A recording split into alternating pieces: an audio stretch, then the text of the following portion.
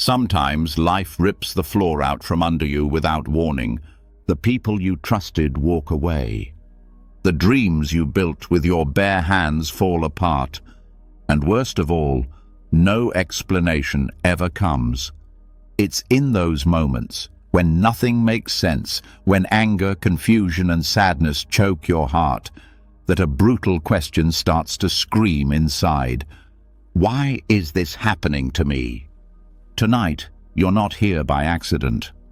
There's a reason your path crossed this video, because buried inside all that pain, failure, and loss is a message you were meant to hear, one that could change the way you see everything forever. Buddhism doesn't offer fairy tales or false promises. It offers truth, raw, liberating, powerful truth. It teaches that every heartbreak, every closed door, every unfair twist was not a punishment, but a part of a bigger story your soul chose long before today. Stay until the end, because tonight you're going to learn the deeper meaning behind every broken moment in your life. And once you see it, you'll never carry your suffering the same way again. Let's begin. Some truths hit so hard that once you hear them, you can never go back. And here's one of them. Nothing that happens to you is random. Not the heartbreaks, not the betrayals, not even the strange, lucky breaks that seem to come out of nowhere.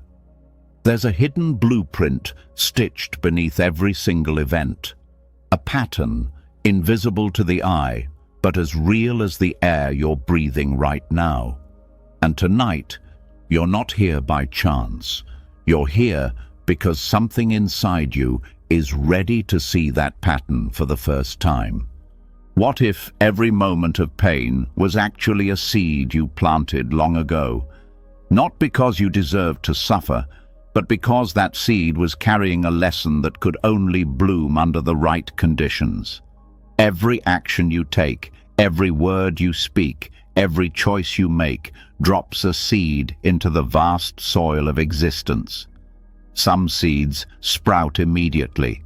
Others fall deep into the earth, sleeping there quietly, waiting for the perfect moment to break open. Life doesn't lose track.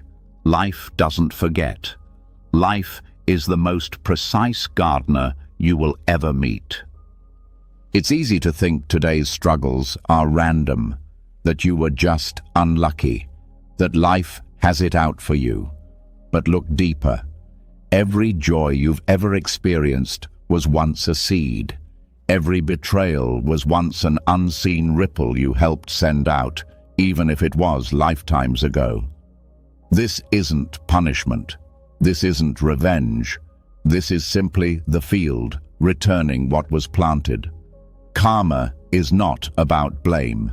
It's about cause and effect, moving with surgical precision, beyond what memory can hold. Think of a field you planted as a child, but forgot about. Years later, strange fruits start appearing. You might be confused, even angry. But the fruits are no mystery. They are simply answering to the call of seeds you once dropped into the earth without thinking. Karma is the same. Life blooms exactly what was planted, exactly when the time is right, whether you remember it or not. This karmic blueprint is not just about the big things like marriage, loss, or success. It weaves itself into the tiny, invisible moments too. The time a stranger smiled at you when you were on the verge of giving up. The opportunity that showed up 5 minutes after you decided to trust the path again. The heartbreak that didn't destroy you, but forced you to finally stop living small. These things aren't random. They are karmic echoes, returning at just the right frequency to touch your soul. If you want to know the karma of your past, look at your life right now. If you want to know the karma of your future, look at the choices you are making in this very moment. That can feel like a heavy truth at first. It can make you want to crawl into guilt or blame. But don't. Karma isn't here to trap you. It's here to wake you up. Because karma is not a closed prison. It's a living field. It shifts. It breathes. And with every breath you take, you are planting new seeds. You can change the entire future of your life by the way you choose to live today.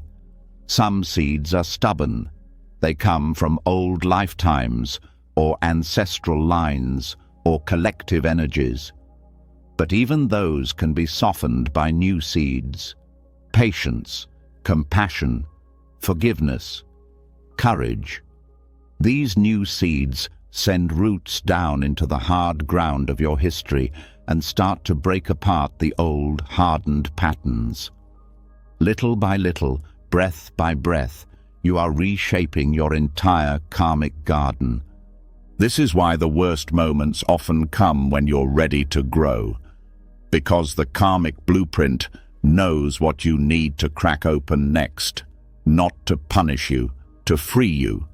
It's brutal love at its finest. It tears down what no longer serves you, so that the next level of your life can have space to breathe. Think about the most powerful people you admire, the ones with wisdom in their eyes and calm in their bones. Do you really think they got that way because life pampered them? No. They walked through storms. They were broken open. They cried in the dark. They lost what they thought they couldn't live without. And somewhere inside those nights of confusion, they planted new seeds. Seeds of resilience, seeds of grace, seeds of real, grounded power. Karma is not static. It doesn't just sit in the past, waiting to pounce. It moves with you. It responds to the way you respond to life. If you meet your suffering with anger and hatred, you plant more pain. If you meet it with forgiveness and fierce love, you plant freedom, not just for yourself, but for everyone who will cross your path in the future. There's another secret that karma carries. Not all the seeds that bloom in your life were planted by your hands alone. Some were handed to you by ancestors you never met. Some were woven into your DNA by the lives your bloodline lived before you ever took your first breath. And yet, here you are, with the power to choose, to break old patterns, to heal old wounds, to leave a softer garden for the ones who will come after you. Even the timing of your struggles is not random. Life watches you. Life feels you. It knows when you are too raw to handle certain lessons. So it waits. It lets you build strength quietly, until one day it delivers a situation so perfectly timed you could almost swear the universe was conspiring for you, not against you. When you see a door slam in your face, when you feel betrayal slice through your heart, when you face a failure so deep it makes you question everything, know this: the karmic blueprint is not destroying you. It is releasing you. It is pruning what must fall away so that your true self, the part of you that is limitless, can finally breathe. Buddhist masters say that when karma ripens, two things happen. It reveals your hidden strengths and it shows you where your next work lies, not as punishment, as pure, sharp teaching. It's life handing you the exact experience you need to become the next version of yourself. The karmic blueprint also explains why some prayers seem to go unanswered. It's not because life doesn't hear you. It's because some seeds are not ready to bloom yet. Some harvests need more rain, more sun, more time. Some gifts would crush you if they came too soon. Life delays them until you are ready to hold them with open, steady hands. Patience isn't weakness.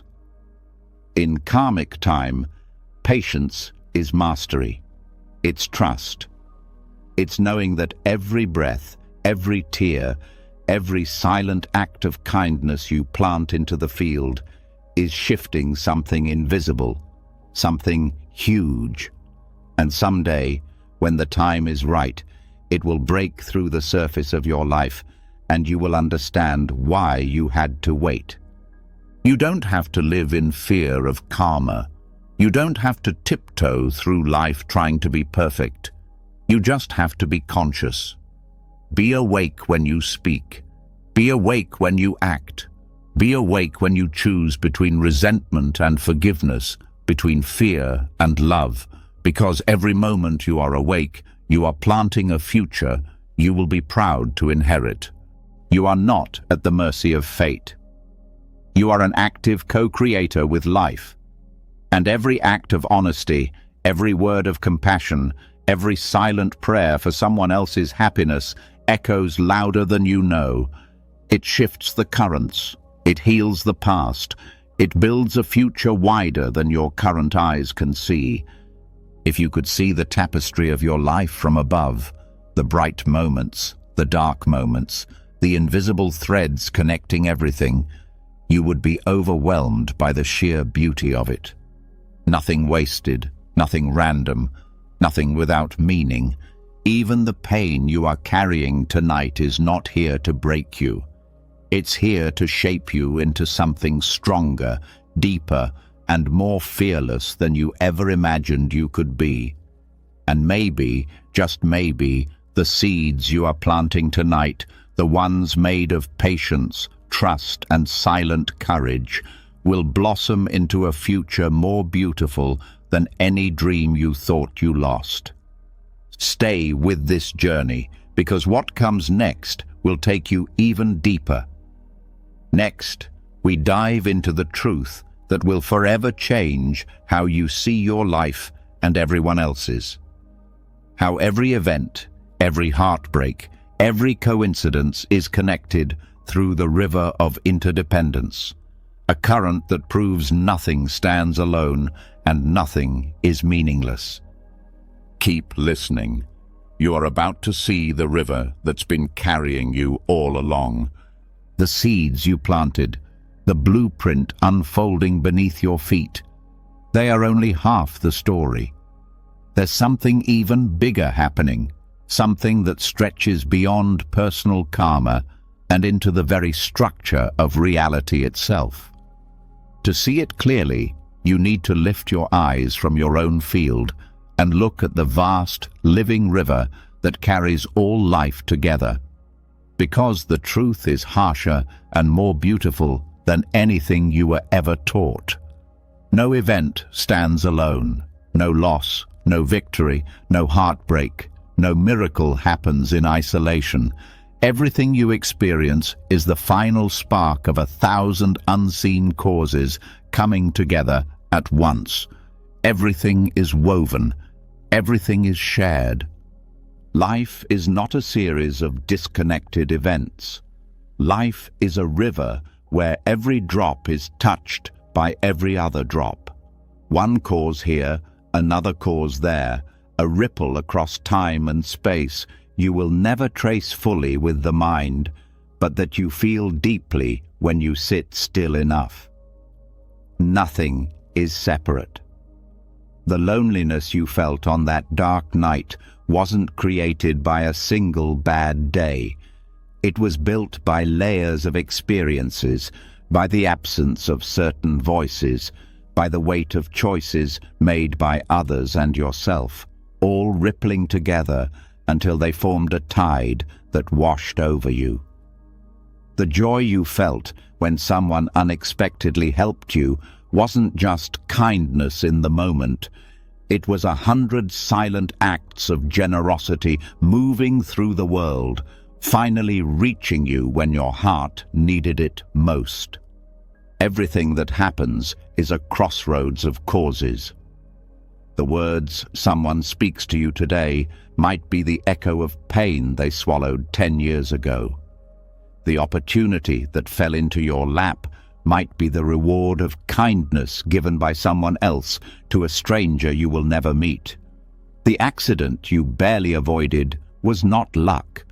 It was the result of infinite adjustments being made across invisible networks of timing, space, decision, intuition, all meeting at exactly the right fraction of a second to protect you.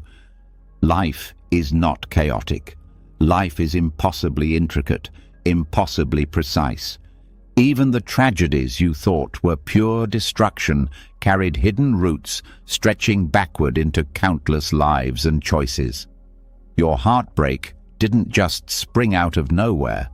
It was fed by family patterns, societal stories, unhealed wounds passed silently from generation to generation until they found you, asking, begging to be faced and healed at last. The betrayal that shattered your trust was not just about one person's failure. It was about the fear they carried, the traumas they never named, the pressures they buckled under, all converging into a single act of hurt that you now have the chance to transform. The river of interdependence shows that no one suffers alone. Your tears tonight might water the soil for someone else's healing tomorrow. Your courage to stand up today might silently strengthen a stranger you will never meet. And your decision to forgive, though it feels invisible, might break a chain of hatred that has been handed down for centuries. Every act, every thought, every silence sends ripples through the river. You matter more than you know. Your kindness echoes farther than you will ever see. The ancient Buddhist masters taught that if you pull on a single thread, you pull on the entire universe. Nothing can exist independently. A tree cannot grow without soil, without sun, without rain, without countless bacteria nourishing its roots, without the wind carrying its seeds, without the birds that spread its life farther than it could reach on its own. And you, just like that tree, are not a separate being struggling against the world. You are the world. You are the echo of countless kindnesses and countless struggles, all living through you in this moment. When you suffer, it's not just your suffering. It's the weight of 1,000 untold stories converging through your body, asking for witness, asking for healing. When you laugh, it's not just your happiness. It's the flowering of joys fought for by countless ancestors who dared to dream of a softer life. You are never alone, not even for one breath. This understanding doesn't erase your pain. It dignifies it. It gives your heartbreak a home inside a much larger story. It shows you that your sorrow is not weakness, but part of the river moving toward awakening, carving new paths through the mountains of old suffering. And the river is wise. It does not waste a single drop, not your tears, not your mistakes, not even the moments you regret the most. You can choose to fight the river, curse the tides, resent the currents. Or you can learn to trust it. You can learn to float, even when the waters turn dark, even when you can't see the shore. Trusting the river doesn't mean giving up. It means understanding that even your struggles are steering you somewhere you cannot yet see, somewhere more beautiful than your limited imagination could ever design. The river of interdependence also shows that blame is useless. When you understand how many causes flow into a single event, blaming one person or even yourself becomes absurd. It's like blaming the last drop of rain for the flood. Everything is connected. Everything was moving long before the final moment arrived. Your task is not to point fingers. Your task is to see deeper, to feel more, to live with open eyes and an open heart. Compassion grows naturally from this view. How can you hate someone when you realize they are trapped in the same river, battered by the same invisible storms? How can you judge someone when you realize their cruelty was not born in a vacuum, but shaped by wounds and fears carried for generations? This doesn't mean excusing harm. It means seeing it clearly, responding with wisdom instead of blind rage. It means refusing to add more poison to the waters you all share. The river of interdependence also teaches patience. Some ripples take years to return. Some seeds you plant today might not flower until long after you're gone. You might never see the full impact of your goodness, your forgiveness, your resilience. But it matters. It always matters. Every kindness offered into the river strengthens the whole. Even your smallest acts matter more than you know. A smile to a stranger on a dark day, a silent prayer for someone you dislike, a moment of honesty when lying would have been easier. These are not small things. They are anchors thrown into the storm, helping steady the world one soul at a time. When you truly see the river, gratitude becomes your natural state. Gratitude not just for the good days, but for the hard ones too. Gratitude for the unseen hands that helped you when you stumbled. Gratitude even for the heartbreaks that cracked your heart open wider than fear ever allowed. Gratitude for being allowed to play even a small part in this vast, mysterious unfolding of life. Gratitude doesn't mean pretending everything is perfect. It means bowing to the mystery even when it hurts. It means trusting that the river knows where it's going, even when your mind screams that you are lost. When you stop seeing yourself as a separate island, cut off and alone, and start seeing yourself as part of the living, breathing ocean, a strange peace begins to settle inside you. The storms still come. The losses still hurt. But underneath it all, a steady current carries you, and you know, deeply know, that you are held. You were never abandoned. You were never forgotten. You are part of something so vast, so interconnected, so breathtakingly beautiful that words can barely touch it. You are not alone. You have never been alone. And you never will be. This understanding changes everything. It changes how you treat others. It changes how you treat yourself.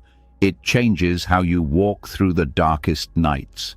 It reminds you that every step, every stumble, every victory, every loss, every cry, every laugh, it all matters. It all ripples outward forever. This is why nothing is meaningless. No meeting, no goodbye, no random encounter in a crowded street, no word left unsaid, no kindness too small. Everything flows together, crossing invisible lines to form the life you live and the future you are helping shape. When you understand this, you become more careful with your words, more mindful with your actions, more tender with the hearts of others, because you realize that everything you do is part of the river. Every act of love strengthens it. Every act of cruelty muddies it. and the river always returns. Tonight, as you fall asleep, remember this: you are not drifting alone. You are not a mistake.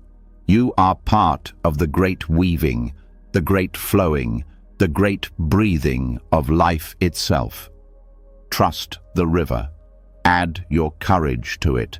Add your kindness to it. And let it carry you, reshaping the world, drop by drop, into something more beautiful than any of us can yet see. When you start to see the river flowing through everything, you realize that even loss has its place. And not just as something to endure. Loss, for all the pain it brings, often carries a fierce compassion that only reveals itself with time. The pieces of life that fall away are not always torn from you out of cruelty. Sometimes they are carefully removed because they were blocking the path you were meant to walk. Sometimes the things you cling to most tightly are the very things that would suffocate your deeper life if they stayed. Loss does not always come to punish you. It comes to clear the space where your real growth must happen. It comes to cut away the false structures you mistook for safety. It comes to dismantle the lies you built your identity on. It comes to shatter the illusions that kept you asleep. And even though it feels brutal, even though it leaves you gasping, somewhere deep down, a wiser part of you already knows it had to happen. There are moments in life when clinging becomes more dangerous than letting go. Relationships that drain your spirit, dreams that no longer fit your evolving soul, identities that shrink you instead of expanding you. When you refuse to release them, life steps in. And life is not gentle when mercy is required. Life doesn't apologize when it rips away what you refuse to drop. Because mercy isn't always soft. Sometimes mercy feels like heartbreak. Sometimes protection feels like betrayal. Loss strips you down to the bones of who you really are. It pulls away the ornaments, the masks, the stories you told yourself to feel important, safe, admired. It leaves you raw, exposed, tender. And it is in that rawness that true transformation begins. Without the loss, you would stay trapped. Without the loss, you would continue living inside a version of yourself that could never bear the weight of the life you were meant to live. Think about the times you lost something you thought you couldn't live without. A job, a friendship, a home, a sense of certainty. At first, the ground disappears. You fall.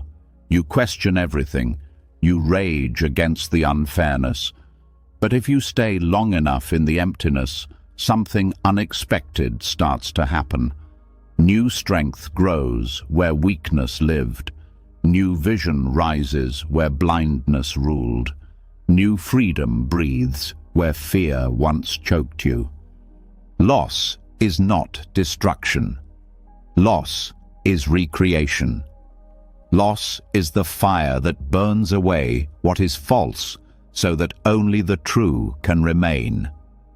And true strength does not grow in comfort.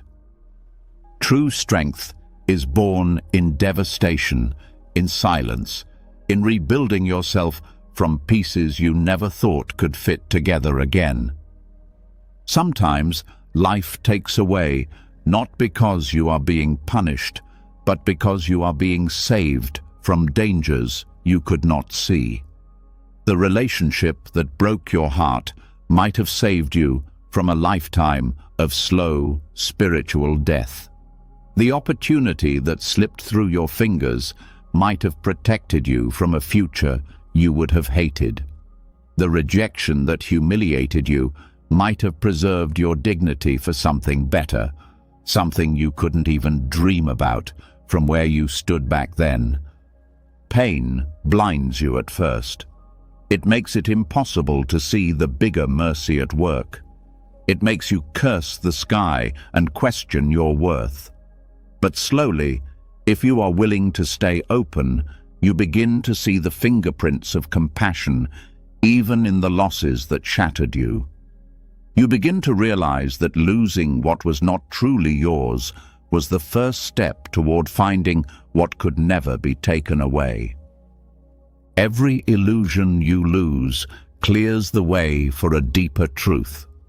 Every false hope you release makes room for a real calling to surface. Every broken attachment you mourn carves out more space inside your heart for freedom to bloom. Loss teaches you who you are without your trophies, without your crutches, without your titles, and who you are beneath all that. That is where your real power lives. The compassion of loss is brutal because it refuses to let you stay small. It refuses to let you mistake comfort for aliveness. It refuses to let you cling to dreams that were built on fear instead of courage. It tears down everything that cannot stand the weight of your soul's true purpose. And it does not wait for your permission. It moves when the time is ripe, when the old skin must be shed, when the old story must die, so that a truer story can be born. Loss shows you the places where you tried to bargain with life. It shows you the deals you tried to make to avoid growth. It shows you the corners where you tried to hide from your own power. And then, without warning, it lights a match and burns those hiding places to the ground. Not to leave you homeless, but to push you into the wilderness where you can find your real home, the one built from inner strength, from courage, from surrender. There is a kind of freedom that only comes from having nothing left to lose. There is a kind of clarity that only comes after the illusions are gone. Loss can become your sharpest teacher if you let it. It can become the force that frees you from the chains you didn't even realize you were wearing. But only if you are willing to stop clinging to what has already been taken. Grieving is sacred. Mourning what was lost is holy work. Denying your pain is not strength. Real strength is in feeling the grief fully, letting it break your heart open, and still choosing to trust that the tearing was not meaningless. Still choosing to believe that something deeper is being carved out inside you. A new capacity for life, a new tenderness, a new wisdom. When you lose something important, you have a choice. You can let the loss define you, or you can let it refine you. You can build walls to protect yourself from future pain, or you can build bridges toward a deeper life. You can curse the loss as senseless cruelty, or you can bow to it as a difficult, necessary blessing. Loss teaches you the art of surrender. Not the surrender of defeat, but the surrender of trust. Trust that life knows what it is doing, even when you don't. Trust that your soul knows how to grow, even when your mind screams that it's over. Trust that the emptiness you feel now is not a grave, but a garden waiting for a new planting. Sometimes the greatest mercy life can show you is not giving you what you think you want. Sometimes mercy is in the unanswered prayer, in the dream that refuses to materialize, in the door that slams shut so hard you can't even pretend you were meant to walk through it. Your soul is wiser than your desires. Your deeper self knows what you came here to do, even when your conscious mind has forgotten. Loss realigns you. It shakes you loose from paths that would have led you into deeper cages. It breaks your heart open so that the light trapped inside can finally shine. The compassion of loss asks you to trust in the invisible. To trust that just because you can't see the meaning now doesn't mean there isn't one. To trust that someday, maybe years from now, you will look back on this heartbreak and thank life for not letting you settle for less than you were born for. Pain is real. Grief is real. Rage is real. None of it is wrong. Feel it all. But don't let it blind you to the deeper mercy flowing through the loss. Don't let it convince you that life is cruel. Because the truth is far harder and far more beautiful. Life is merciful beyond what your mind can understand. It just doesn't always look the way you want it to. One day you will look back and see that the things you lost were the very things you needed to release in order to become free. One day you will realize that the emptiness you feared was actually the clearing for a deeper, richer life. One day you will bless the losses that once broke you, and when that day comes, you will understand that nothing was ever taken from you without something greater being given in return. Not in the way you expected, not in the form you thought you wanted, but in a deeper, truer way, the way that leads not to comfort, but to awakening. Loss teaches you to let go, but the next stage of growth demands something even harder. It asks you to look at the very people who caused you the most pain, the obstacles that blocked your path, the situations that crushed your pride, and see something you never expected. They were not accidents. They were not mistakes. They were invisible teachers placed directly on your path, carrying lessons that nothing else could have delivered. Not because they were wise, not because they knew what they were doing, but because life itself knew what you needed to awaken. And awakening, as you are learning, is rarely comfortable. The people who hurt you the most often play a sacred role without even realizing it. They trigger the places inside you that were buried. They press against the wounds you tried to hide. They bring to the surface the anger, the grief, the fear that you were too scared to face. And in doing so, they give you a brutal gift. They reveal the parts of yourself still trapped in illusion. Without their pressure, without their betrayal, without their rejection, you might have continued living behind masks that were slowly choking the life out of you. Enemies and obstacles are mirrors. They reflect back the unconscious structures you have built inside your mind. They show you the places where you are still attached to needing approval, to seeking control, to clinging to stories about who you are supposed to be. Every time someone insults you, dismisses you, abandons you, they are peeling back a layer of your ego that was built on shaky ground. And even though it feels personal, even though it feels like an attack, it is really an invitation to go deeper, to let go of who you think you are, to discover a strength that doesn't need defending. The hardest lessons are carried by the people you resent the most. The friend who betrayed you forced you to face your expectations about loyalty. The boss who humiliated you forced you to confront your identity tied to achievement. The lover who left you forced you to examine the illusions you built around love and worth. These experiences rip away the shallow definitions you clung to, leaving you raw, stripped, and unbearably alive. And in that rawness, a deeper self is waiting to be born.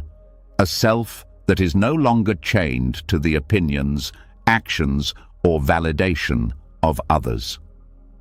The invisible teachers come dressed as enemies because your surface mind resists growth. Comfort is addictive. Familiarity is seductive. Without disruption, without pressure, without discomfort, you would have no reason to question the lies you live inside. Growth is not natural to the ego. The ego wants survival.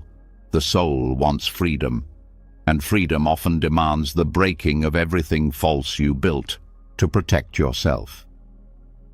The Buddhist masters taught that your worst enemy is your greatest benefactor because they force you to practice real compassion, real patience, real understanding, not just when it's easy, but when every part of you wants to shut down. Without enemies, compassion remains a theory. Without obstacles, patience remains a wish. Without betrayal, forgiveness remains an idea you talk about but never taste. The invisible teachers bring the practice to life. They force it into your bones. They make it real. Obstacles that block your dreams are also teachers. They are not random barriers. They are precision tools placed by life to redirect your energy, to slow you down when your pride outruns your wisdom, to humble you when your ambition blinds you to your deeper needs. When you hit a wall, you have two choices. You can slam against it in rage and resentment, or you can sit down quietly, listen, and ask the deeper question, what is this wall trying to show me about myself? Sometimes the obstacle is there because the timing is wrong.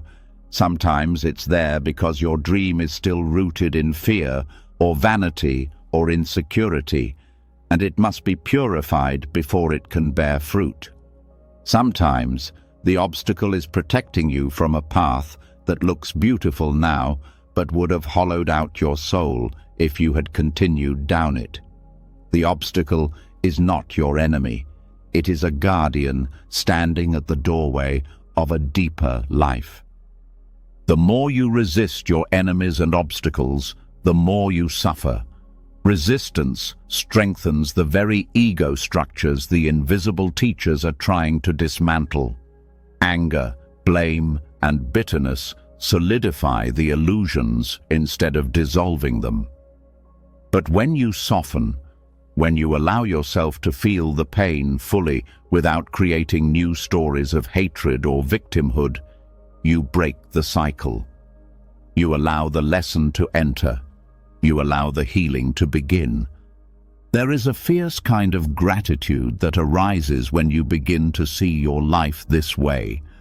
Not a fake gratitude that pretends everything is fine, but a deeper gratitude that bows even to the pain because you understand that it is working for your freedom. You begin to see that the people who hurt you the most were unknowingly carving a path back to yourself. You begin to see that the obstacles you cursed were saving you from 1,000 silent deaths of the spirit. This doesn't mean you have to keep toxic people in your life. This doesn't mean you have to stay in situations that crush your spirit. Sometimes the lesson is to walk away. Sometimes the lesson is to say no with a clear, strong voice. But even as you walk away, even as you protect yourself, you can do it without hatred. You can do it with gratitude for what was taught, even if the teaching came wrapped in pain. Forgiveness is not about pretending the harm didn't happen. Forgiveness is about freeing yourself from carrying the poison forward. It's about seeing the invisible teachers for what they were, instruments of your awakening, not definitions of your worth. When you forgive, you release the last thread that binds you to the wound. You step out of the story of victim and into the story of creator. The deeper you look, the more you see that even the worst moments of your life carried seeds of transformation. The betrayal that shattered you taught you to trust your inner voice over outside promises. The rejection that humiliated you taught you to root your worth in being, not in approval. The loss that devastated you taught you that you can survive endings and still find new beginnings. The invisible teachers are relentless because your soul's growth is relentless. The soul doesn't settle. The soul doesn't stop at comfort. It pushes, it breaks, it stretches until every corner of illusion has been touched by the light. And it uses every tool available, even your enemies, even your failures, even your darkest nights, to get the job done. If you could see the full blueprint of your life, you would fall to your knees in awe.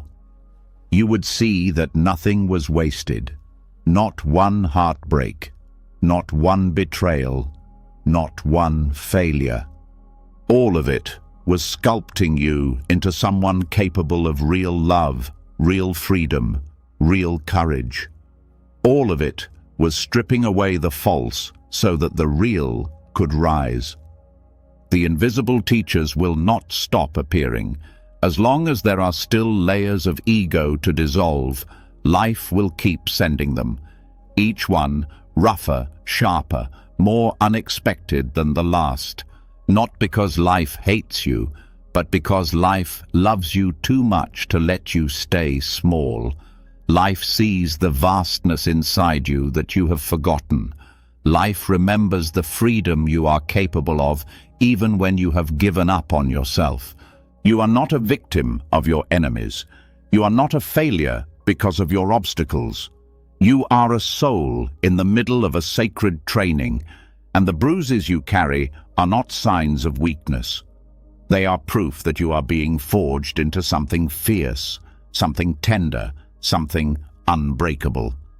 The next time you face someone who triggers your deepest anger or fear, remember, this is not random. This is an invitation.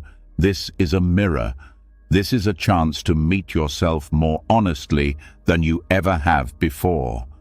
And if you meet it with even a little bit of awareness, a little bit of softness, you will find that the very person you thought was breaking you was actually handing you the key to your next level of freedom. The hardest teachers often come wearing the face of an enemy. But there is one teacher even more difficult to endure than betrayal, rejection, or loss. It moves quietly. It speaks in silence. It tests every part of you without saying a single word. It is the lesson of waiting, the lesson of patience, the lesson of being suspended between what you hope for and what you fear.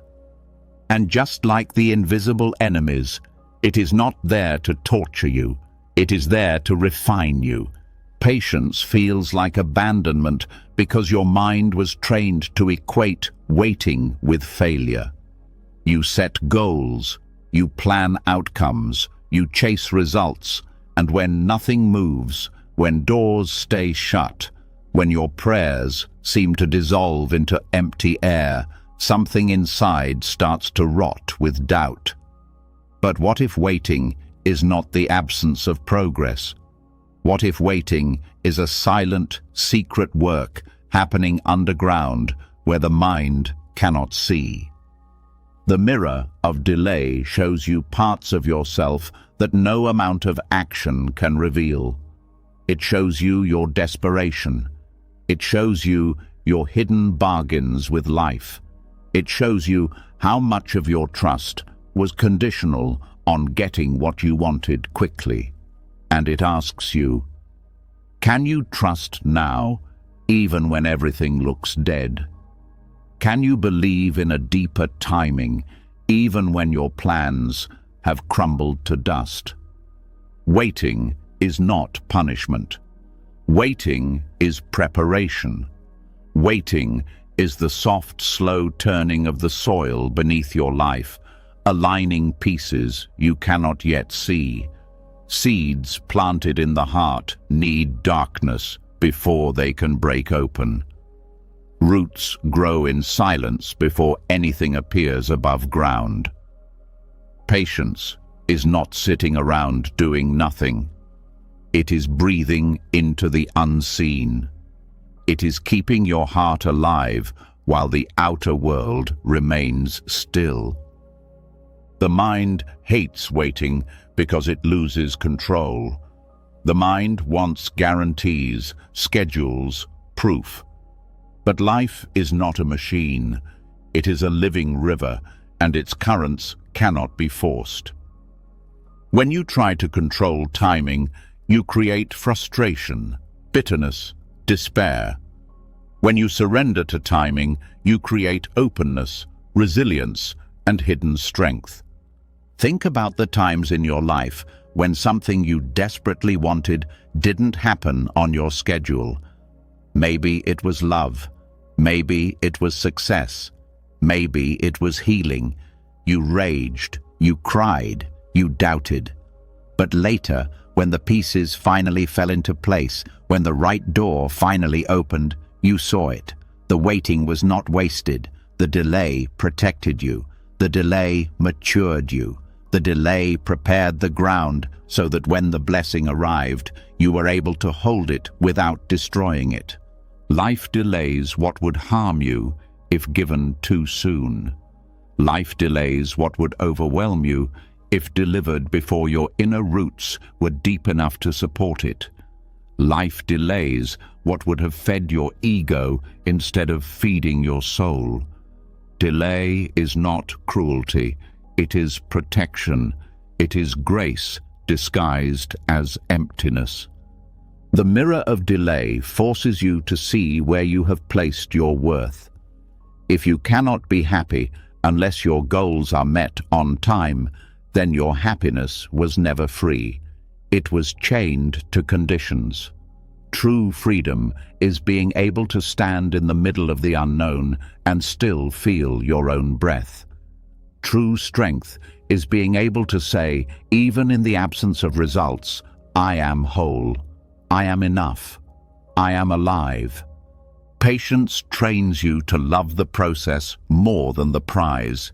It trains you to find meaning in the journey itself, not just in the trophy at the end. It teaches you that who you become while waiting is more important than what you eventually receive.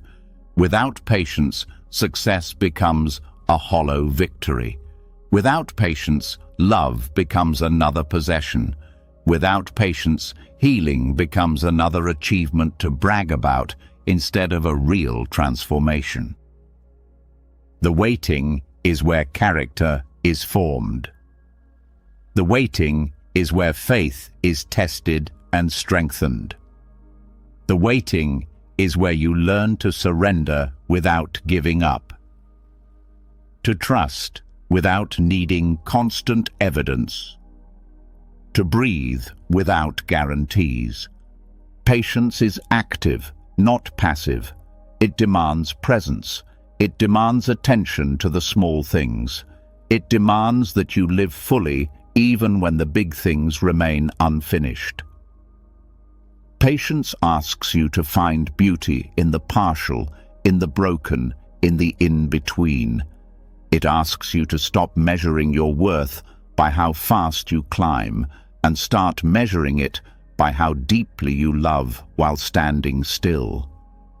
Every period of waiting plants new seeds inside you. Seeds of resilience, seeds of clarity, seeds of compassion. The longer the waiting, the deeper the roots. The deeper the roots, the higher the tree can grow when the time finally comes. Without delay, you would sprout too fast, wither too easily, fall with the first strong wind. The mirror of delay also reveals your attachments. If you can only feel joy when specific outcomes appear, then you are not free. You are a prisoner of circumstances. Patience teaches you to anchor your joy in something deeper, in the act of living itself, in the silent knowing that you are being carried even when you can't see the currents.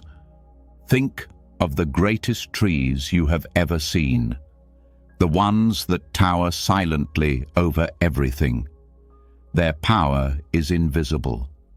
Their strength lies not in their visible branches, but in the roots spread deep and wide underground.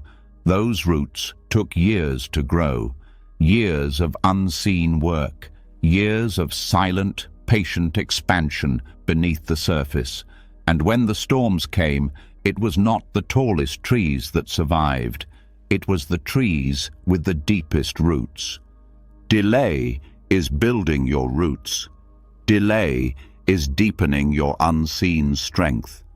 Delay is preparing you to hold blessings that shallow foundations could never sustain. In a world addicted to speed, patience feels like death.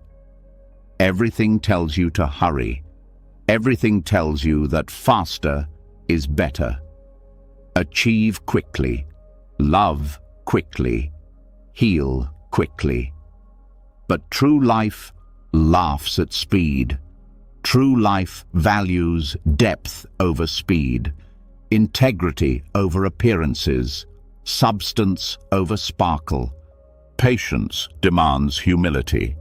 It demands admitting that you are not the master of time, that there are forces at work larger than your personal will, that life has its own intelligence, its own rhythms, its own seasons. When you surrender to that, you do not become weak. You become aligned. You stop wasting energy fighting the flow. You start moving with it, trusting it to carry you exactly where you need to go. When you practice patience, you become a quiet revolutionary.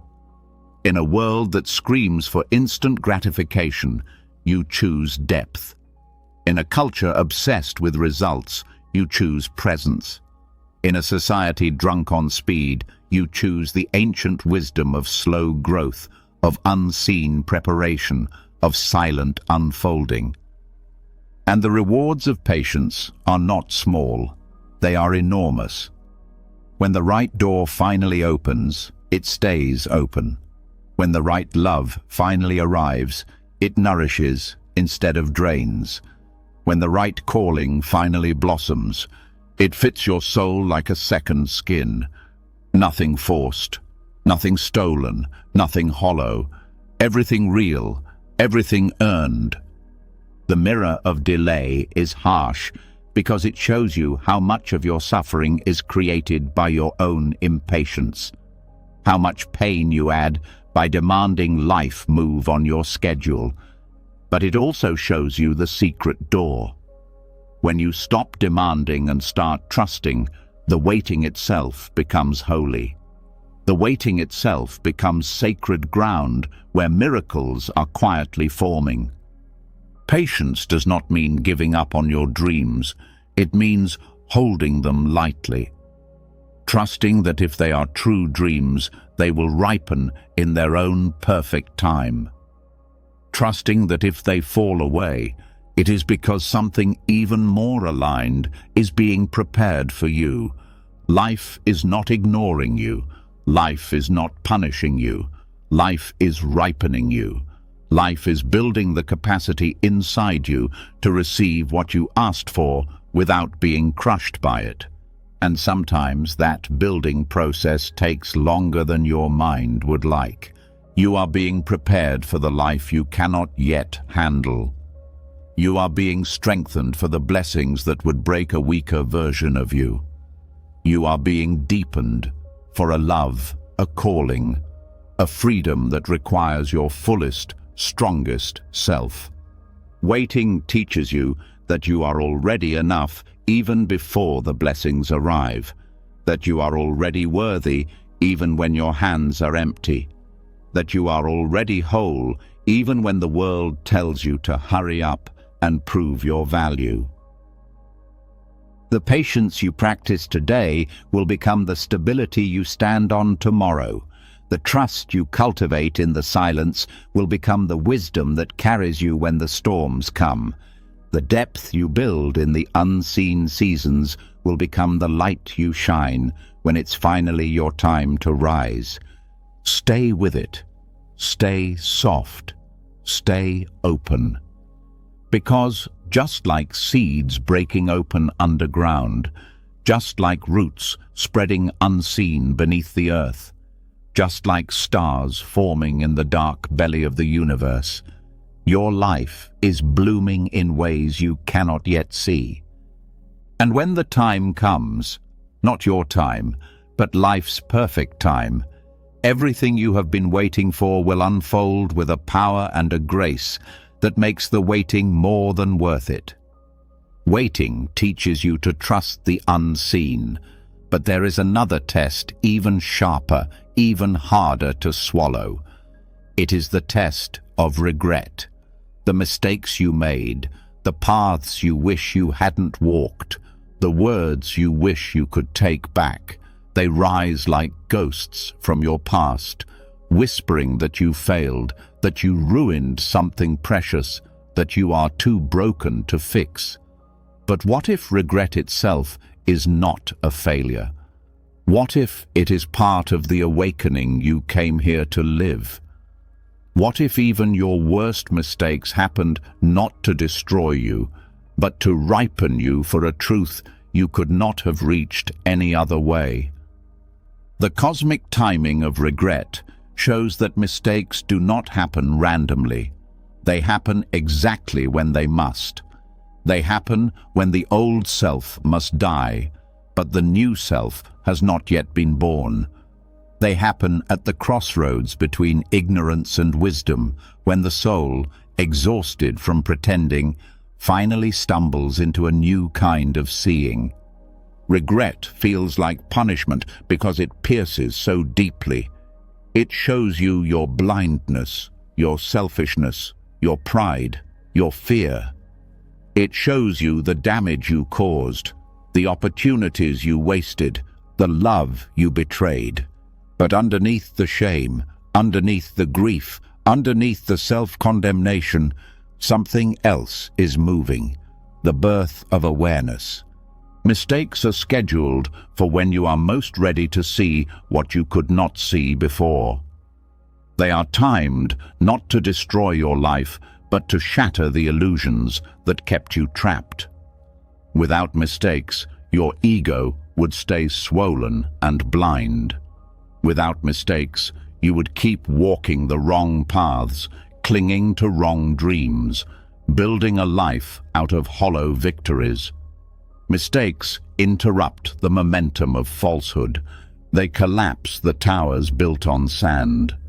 When you look back at your life, you can trace the arc of your real growth, not through your successes, but through your failures. It was not the achievements that taught you humility. It was the humiliations. It was not the easy wins that taught you compassion. It was the times you hurt others and had to live with the weight of it. It was not the smooth paths that deepened your wisdom. It was the crooked, broken roads you swore you would never survive. The pain of regret is not there to crush you.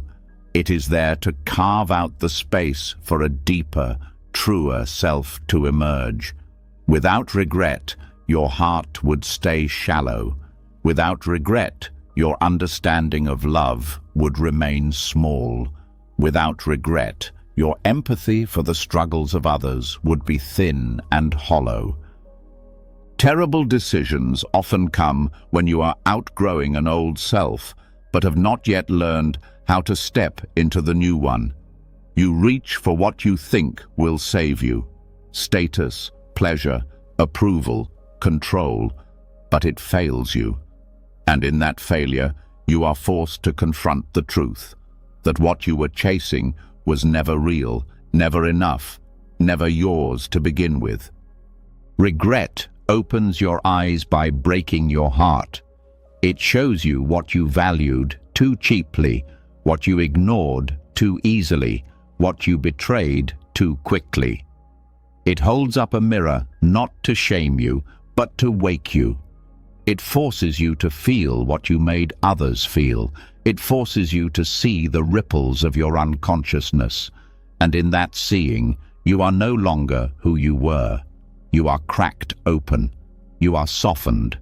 You are changed. There is a mercy hidden inside regret. It does not erase the past, but it transforms the future. It gives you the chance to move differently, to speak more carefully, to love more fully. It hands you the broken pieces of your old self and invites you to build something truer, something kinder, something deeper. Mistakes hurt most when they betray your own deepest values. When you act against your own heart, when you betray your own knowing, the regret that follows is fierce because it is not just about what you did to others. It is about what you did to yourself. You broke your own soul's trust. And the road back is hard, but it is sacred. Every step you take toward realignment, toward honesty, toward redemption, strengthens you in ways success never could.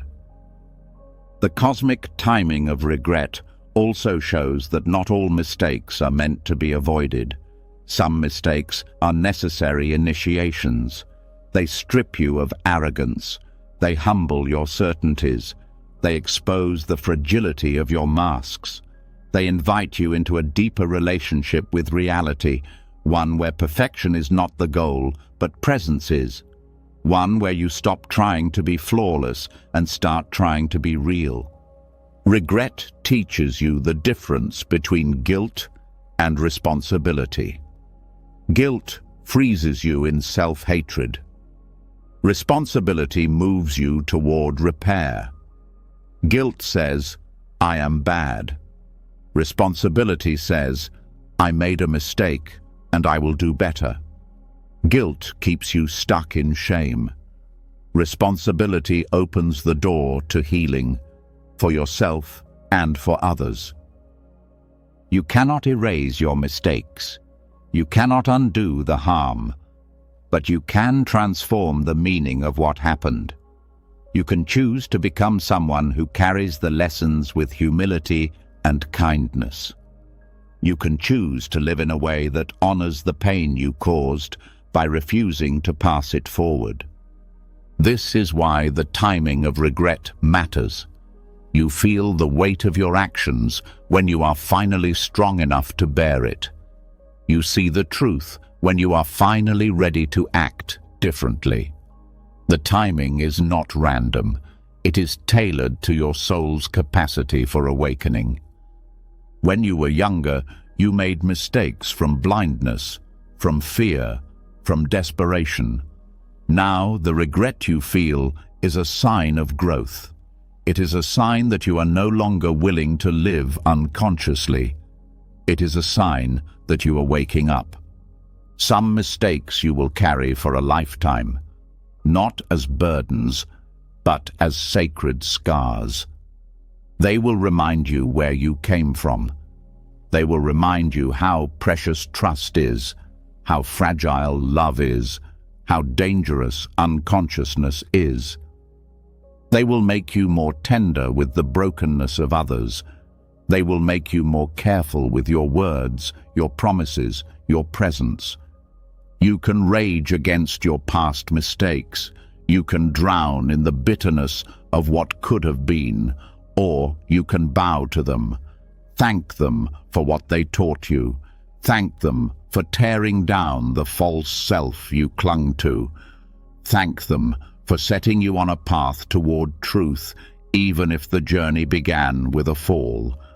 The soul does not seek perfection. The soul seeks depth. The soul seeks truth.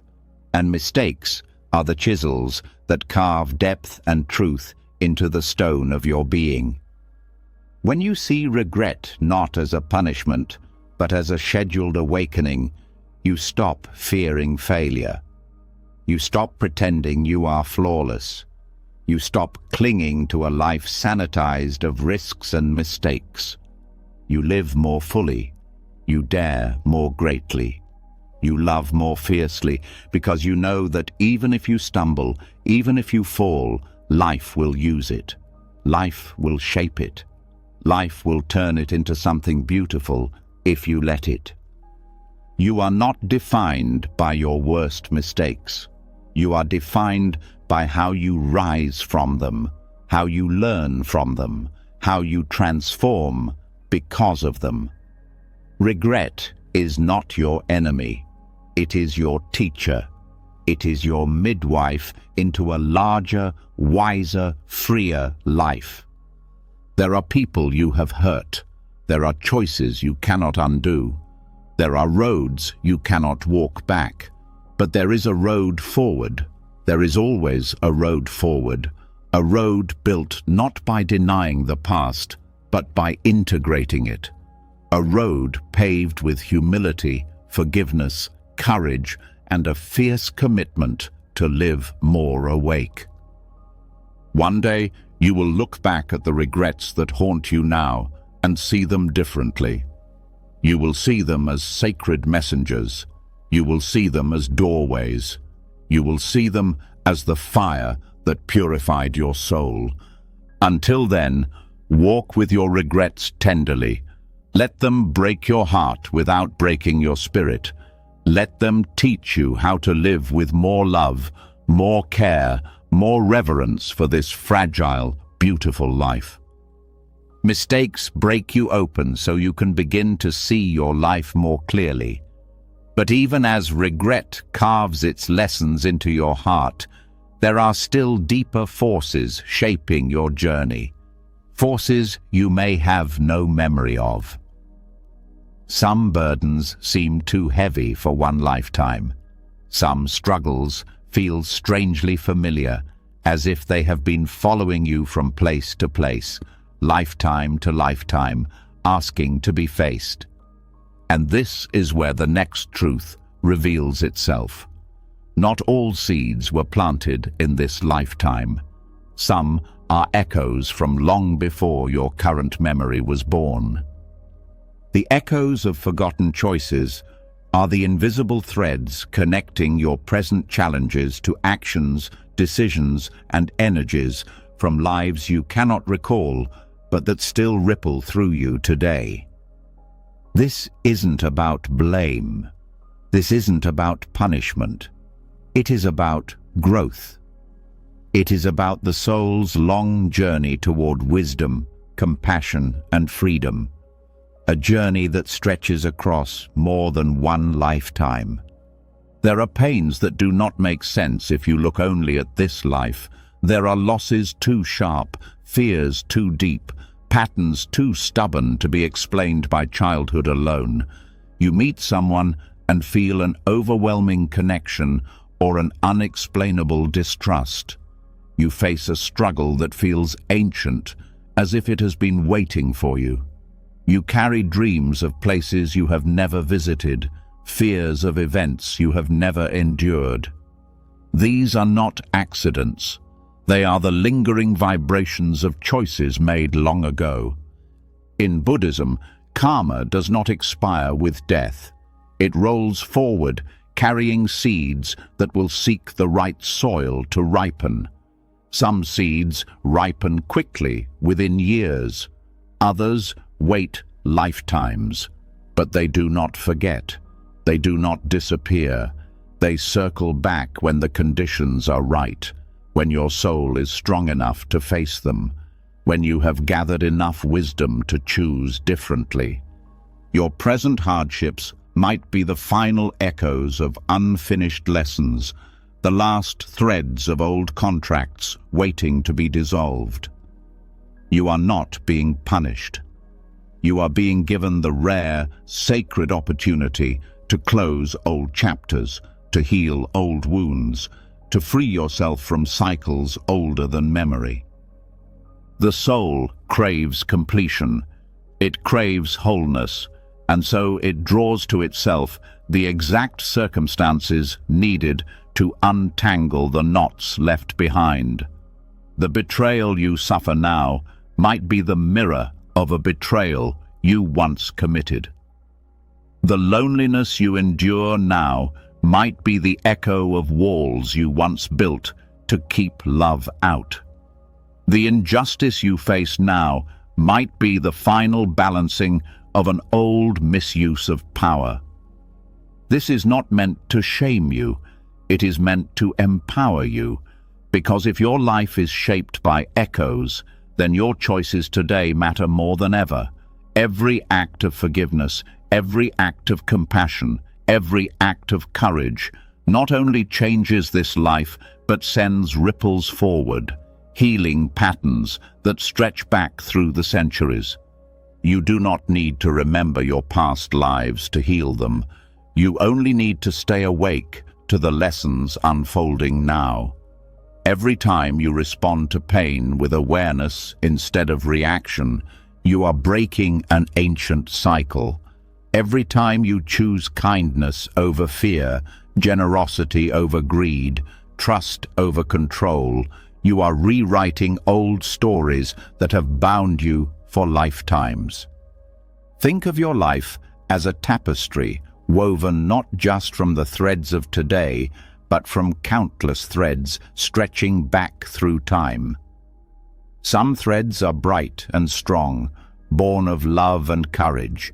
Some are dark and tangled, born of fear and ignorance. Your work is not to resent the dark threads, but to weave them into something new, to transform them with conscious living. There is a profound mercy in the way life brings back these echoes. You are never given more than you can handle.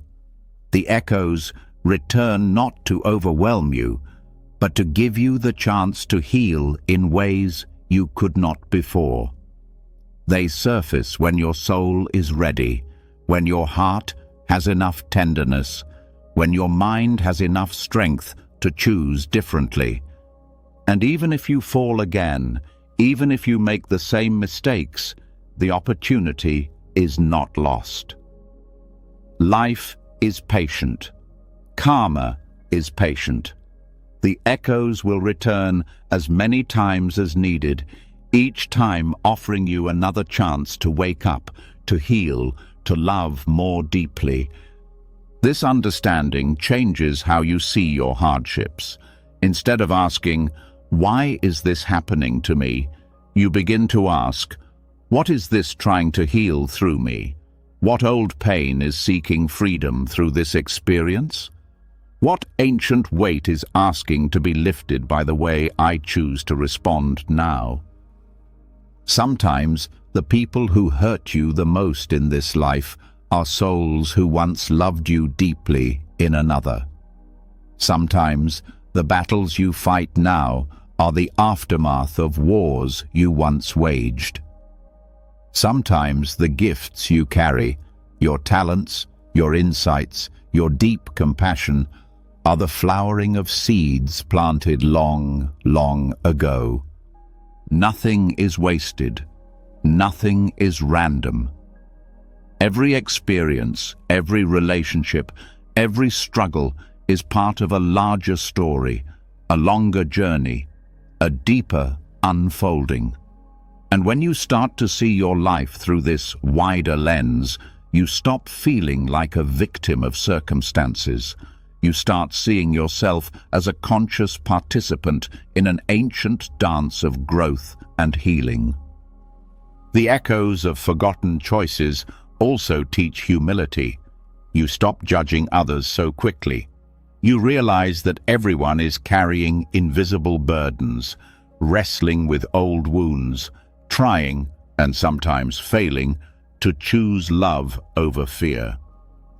You stop dividing the world into good people and bad people. You start seeing wounded people, awakening people, people at different stages of remembering who they really are. This humility opens the door to compassion. Compassion for yourself, compassion for others, compassion for the slow, messy, beautiful process of soul evolution. You are not here to be perfect. You are not here to never make mistakes. You are here to heal, to grow, to awaken. And healing is not a straight line. Growth is not tidy. Awakening is not clean. It is messy, chaotic, painful, miraculous. It moves in spirals, not straight lines. It revisits old wounds with new eyes, deeper understanding, greater tenderness. Sometimes you will be asked to forgive without an apology. Sometimes you will be asked to let go without closure. Sometimes you will be asked to love without guarantees. These are not tests of cruelty. They are opportunities for freedom. Every time you forgive, every time you release, every time you love without conditions, you loosen the grip of ancient karma. You break old chains. You set yourself and the whole river of life a little more free. The echoes of forgotten choices also explain why some of your deepest gifts feel effortless. Why certain skills, certain passions, certain kinds of wisdom seem to live in your bones. They are not new. They are not random. They are the fruits of work you did long ago, blooming now when the world needs them most. You are not starting from scratch. You are building on foundations laid across lifetimes. And the work you do now, the healing you embrace, the love you cultivate, the truth you speak, will ripple forward, carrying blessings to future lives you cannot yet imagine. Every act of courage matters. Every choice to forgive matters. Every step toward love matters, even when no one sees it, even when no one applauds it, even when it feels like nothing is changing. The universe sees, the soul sees, the echoes carry forward. Tonight, as you listen, know this: your struggles are not meaningless. Your hardships are not accidents. They are the echoes of a larger story seeking resolution through you. You are not being punished. You are being trusted with the work of healing, not just yourself, but generations of pain, layers of forgetting, rivers of longing. Your soul is old, your heart is wise, and you have everything you need to meet this moment with the dignity, the compassion, and the courage it deserves. The echoes of forgotten choices shape your life silently, but even as these invisible forces weave through your days, there remains one hidden battle that causes more suffering than any karmic burden ever could. It is not what happens to you that creates the deepest pain. It is your resistance to what happens. It is the part of you that clenches, that fights, that screams, "This should not be happening," even as life continues unfolding on its perfect, unstoppable course. Tonight, you will see that the true art of freedom lies not in controlling fate, but in learning how to stop resisting it. The art of non-resistance is not weakness. It is not giving up. It is the highest form of strength, the kind that looks life in the face, even when it brings devastation, and says, "I will not waste my life fighting what already is." Resistance magnifies suffering because it pits you against reality. It traps you in a war you can never win. You cannot unhappen the heartbreak. You cannot undo the betrayal. You cannot reverse the diagnosis, the loss, the closing of doors you desperately wanted to stay open. Fighting reality is like trying to swim upstream against a raging river. It exhausts you, it breaks you, and worst of all, it blinds you to the hidden blessings carried by the very events you are rejecting. Acceptance is not about loving pain. It is about stepping into alignment with the truth that what is, is. It is about saying yes to this moment, even if it is not the moment you wanted. It is about trusting that something bigger is at work, even if your mind cannot yet see the pattern. When you accept what is happening, you free up all the energy you were wasting on resistance. That energy can now flow into healing, into learning, into adapting, into creating. Acceptance does not shrink your power. It unlocks it. Think of a tree in a storm. The trees that try to stand rigid against the wind snap and break. The trees that bend, that move with the force instead of against it, survive. They are not weak. They are wise. They understand the nature of life is movement, change, impermanence. They flow with it instead of against it. This is the art of non-resistance. Every time you resist reality, you create a second layer of pain. The first pain is the event itself, the loss, the betrayal, the failure. The second pain is the story you tell about it. This should not have happened. This is unfair. This ruins everything. The first pain is inevitable. The second pain is optional. And the second pain often hurts far more and lasts far longer than the first. Non-resistance does not mean you feel nothing. It does not mean you pretend to be happy when you are heartbroken. It means you feel fully what is happening without adding the extra suffering of fighting it. You let grief move through you. You let rage burn and pass. You let fear rise and fall. You experience the emotions without becoming imprisoned by them. You become the space through which pain moves, not the prisoner locked inside it. When you resist, you freeze. You contract. You stop flowing with life. You cut yourself off from the river that could be carrying you to places you cannot yet imagine. Resistance traps you in the past. Acceptance opens the door to the future. Non-resistance also reveals hidden pathways. When you stop demanding that life fit your expectations, you begin to see new possibilities that were invisible before. A closed door no longer looks like the end of the road. It looks like a redirection. A loss no longer feels like pure devastation. It feels like a sacred clearing, making space for something you could not have found otherwise. Think about the times in your life when you finally let go of something you had been clinging to, a dream, a relationship, a version of yourself. Think about the strange peace that followed. Think about the unexpected gifts that showed up once you stopped fighting what life was trying to teach you. That peace, that clarity, that grace. They were always waiting for you on the other side of surrender.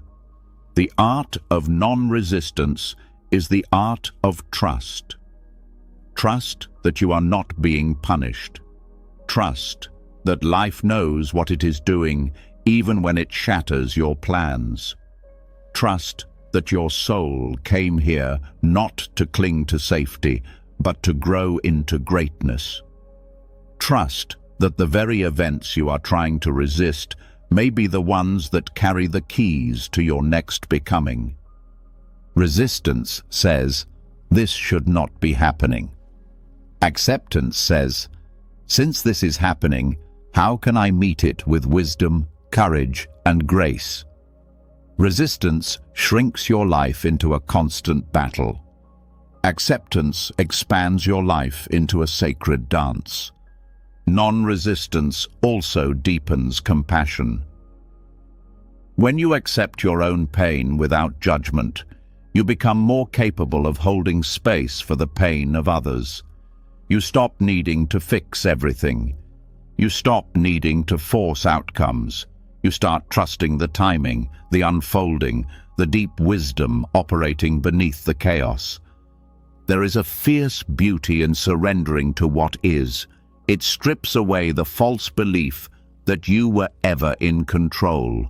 It humbles you without humiliating you. It teaches you that real power is not domination, but alignment. Not forcing life to obey your will, but learning to flow with the currents of a much larger intelligence. Non-resistance also brings healing. The parts of you that are wounded, traumatized, afraid, they do not heal by being fought against. They heal by being welcomed, seen, accepted. When you stop resisting your own pain, your own fear, your own brokenness, you create the conditions for true transformation. You stop pouring salt into your wounds.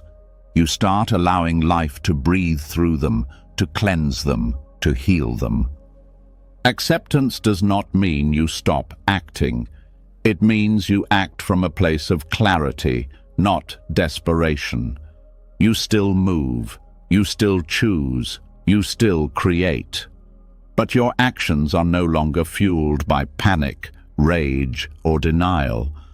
They are fueled by a deeper wisdom, a steadier heart, a mind aligned with the flow of reality. This is why acceptance is not passive. It is the most active engagement with life there is. It says, I will not waste my life fighting what already is. I will meet reality as it comes. I will open my heart even to the parts that terrify me. I will trust that even this can be part of my awakening. When you master the art of non-resistance, you become unbreakable.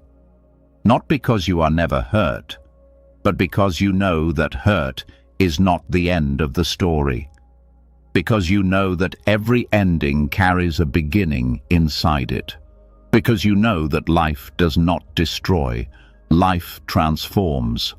Non-resistance is not a feeling, it is a practice. You will not feel peaceful every time you surrender. Sometimes you will feel grief. Sometimes you will feel fear. Sometimes you will feel anger. But you will know, even through the emotion, that you are standing in truth, that you are standing in freedom, that you are no longer trapped in the exhausting war against life. Tonight, as you sit with the struggles you are carrying, know this: you are not failing because you feel pain. You are not weak because you are afraid. You are not broken because life has not gone the way you wanted. You are being asked to step into a larger, wilder trust. You are being asked to surrender not to despair, but to the deeper intelligence weaving your life into something more beautiful than your mind could design.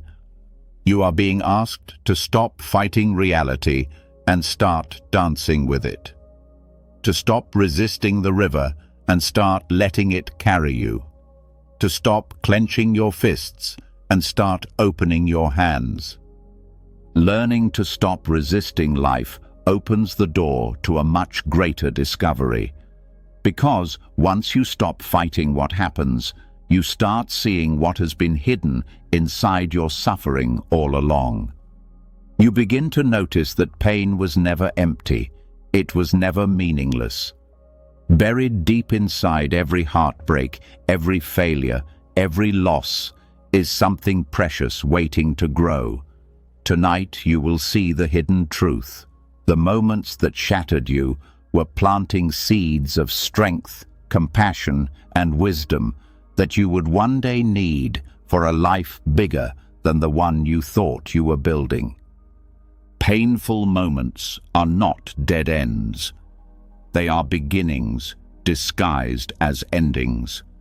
They strip away the surface so that something deeper can take root.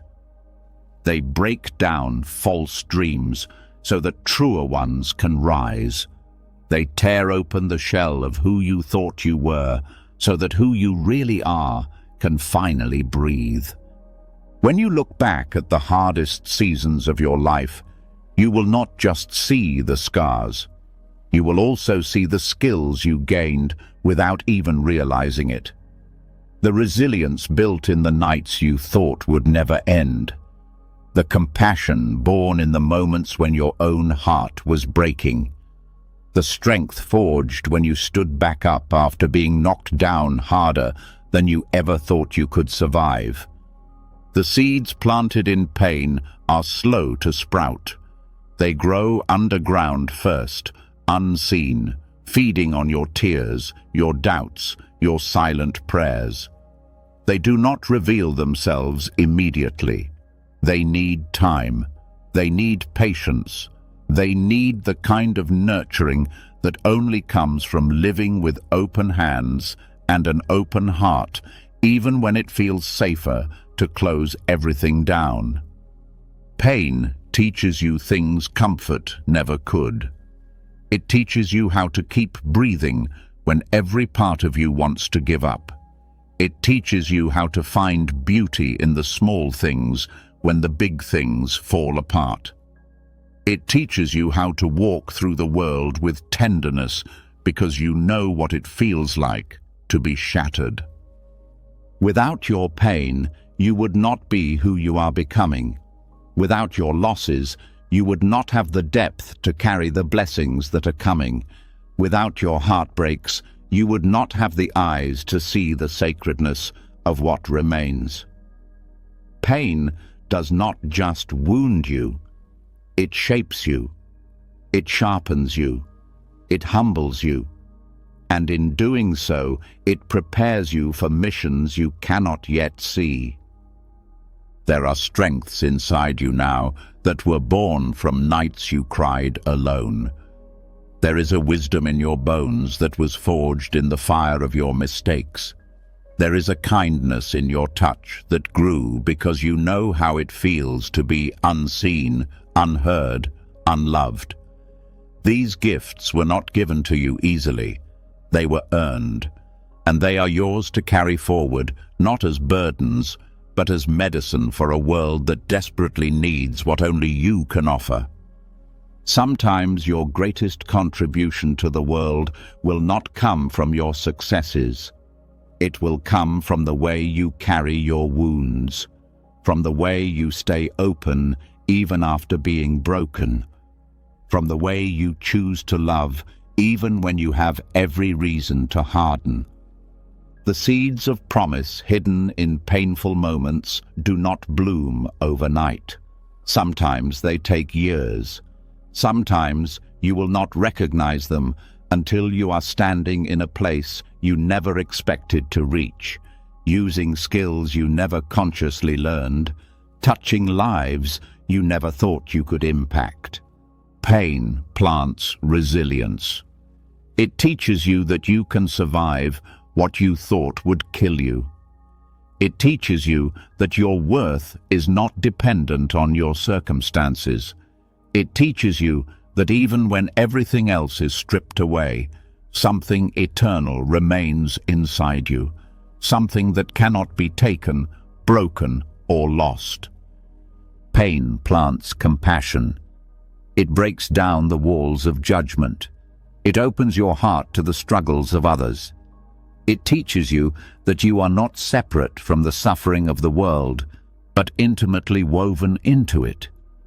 It teaches you that kindness is not weakness, but strength beyond measure. Pain plants clarity. It strips away illusions about what matters. It cuts through the noise of ambition and ego. It brings you back to the essentials: love, truth, connection, presence. It helps you see with new eyes, not the eyes of fear or greed, but the eyes of understanding. Pain plants purpose. It awakens you to the ways you can serve. It sharpens your sense of calling. It drives you to reach out, to lift others, to heal what you can, to leave the world a little softer than you found it. The world's greatest healers, artists, teachers, and leaders are not those who lived easy lives. They are those who were broken and rebuilt, those who walked through darkness and carried back light, those who fell and rose not once but 100 times, carrying the invisible seeds of their suffering as gifts for the rest of us. Your pain is not wasted. Your struggles are not meaningless. They are shaping you into a vessel strong enough to hold more love, more wisdom, more courage than you ever thought possible. Every time you stayed kind when you could have become bitter, you planted a seed. Every time you stayed soft when it would have been easier to harden, you planted a seed.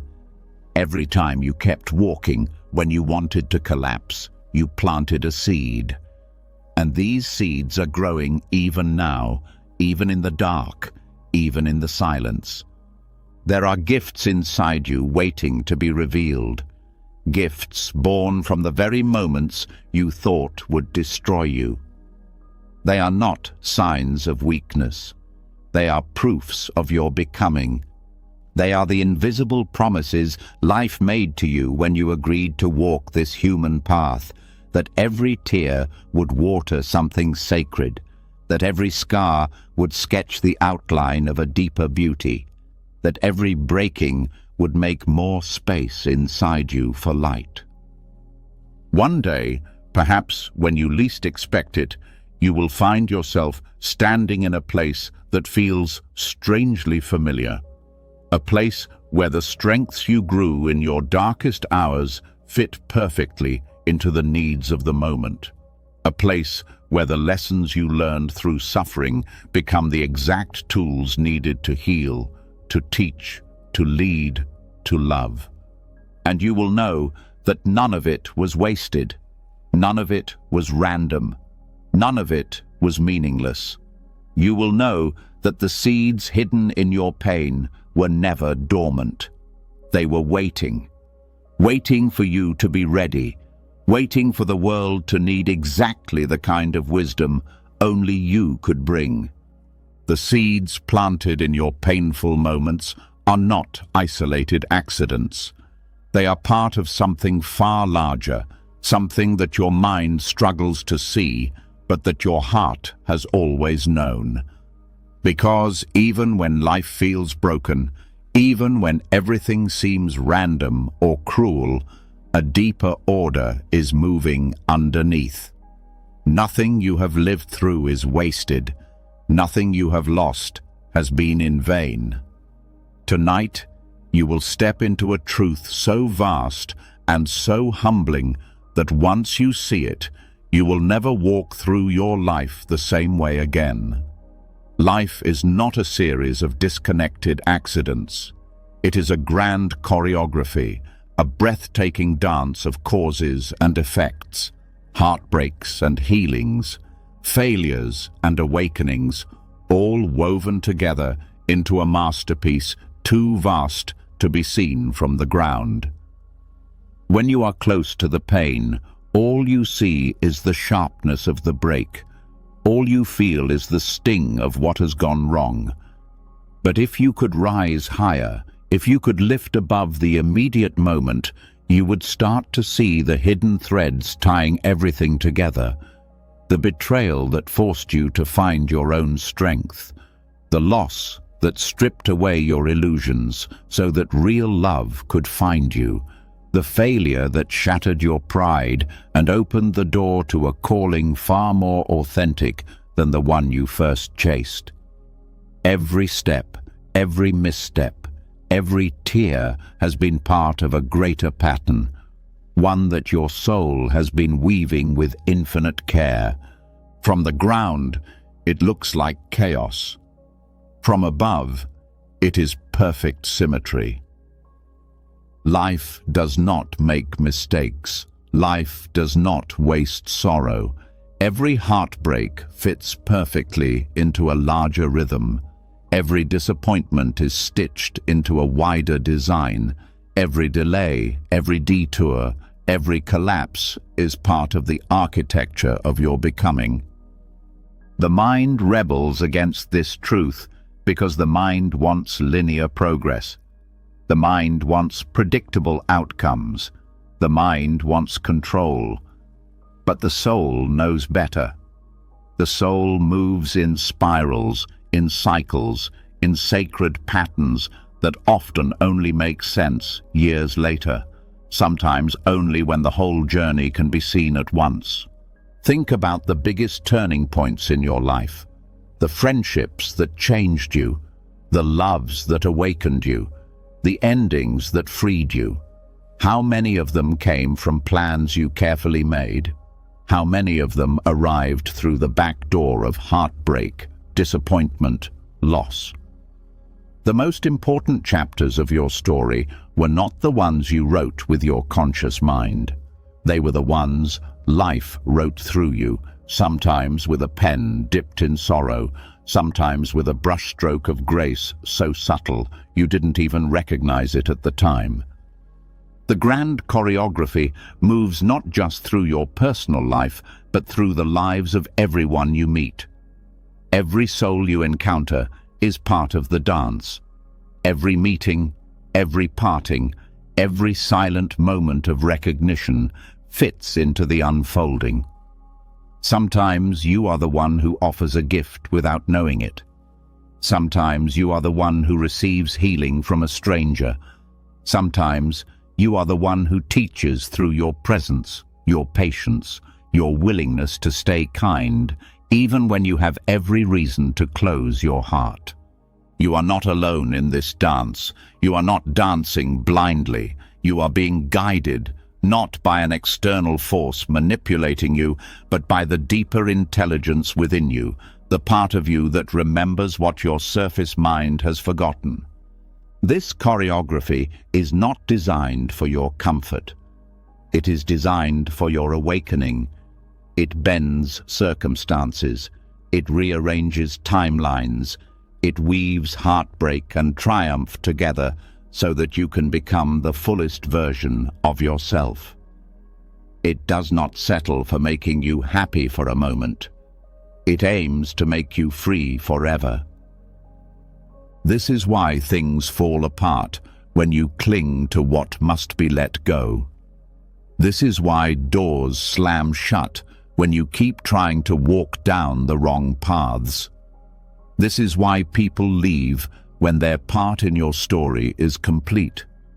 Not because life is cruel, but because life is merciful beyond comprehension. Life loves you too much to let you stay where you are not meant to be.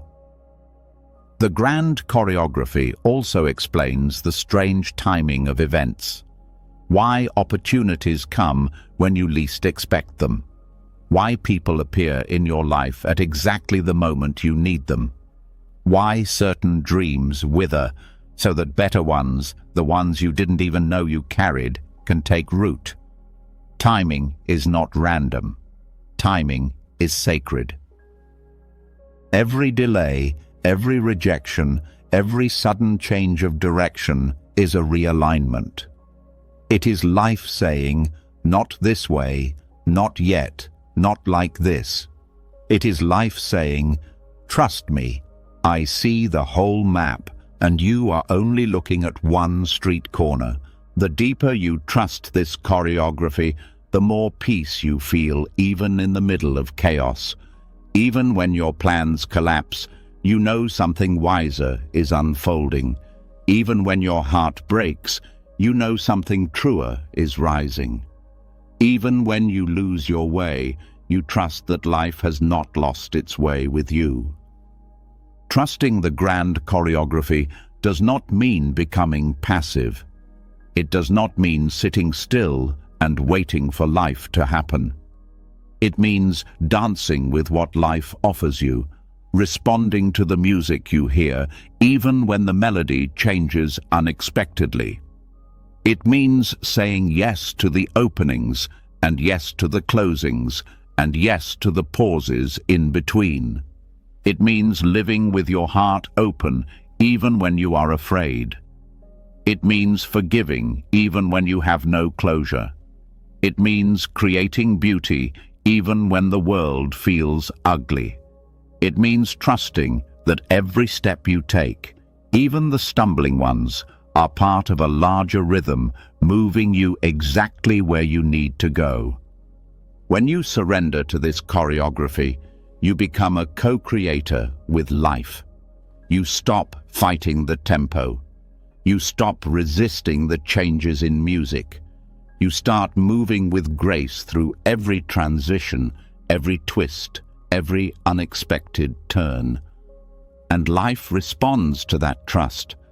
Life reveals new pathways. Life offers new partners for the dance. Life opens doors that were invisible before because now you are aligned with its deeper current. The grand choreography also teaches you to forgive yourself, to stop punishing yourself for not seeing sooner, for not moving faster, for not choosing better. From the higher view, even your so-called mistakes were part of the dance. Even your detours taught you something essential. Even your darkest nights shaped you into someone capable of greater light. There is no wasted step, no wasted tear, no wasted dream. Everything has been used. Everything has been woven into the story that only you can live, the song that only you can sing, the love that only you can give. Tonight, as you sit with the story of your life, know this: you are not lost. You are not broken. You are not behind. You are right on time. You are exactly where you need to be for the next step of the dance to unfold.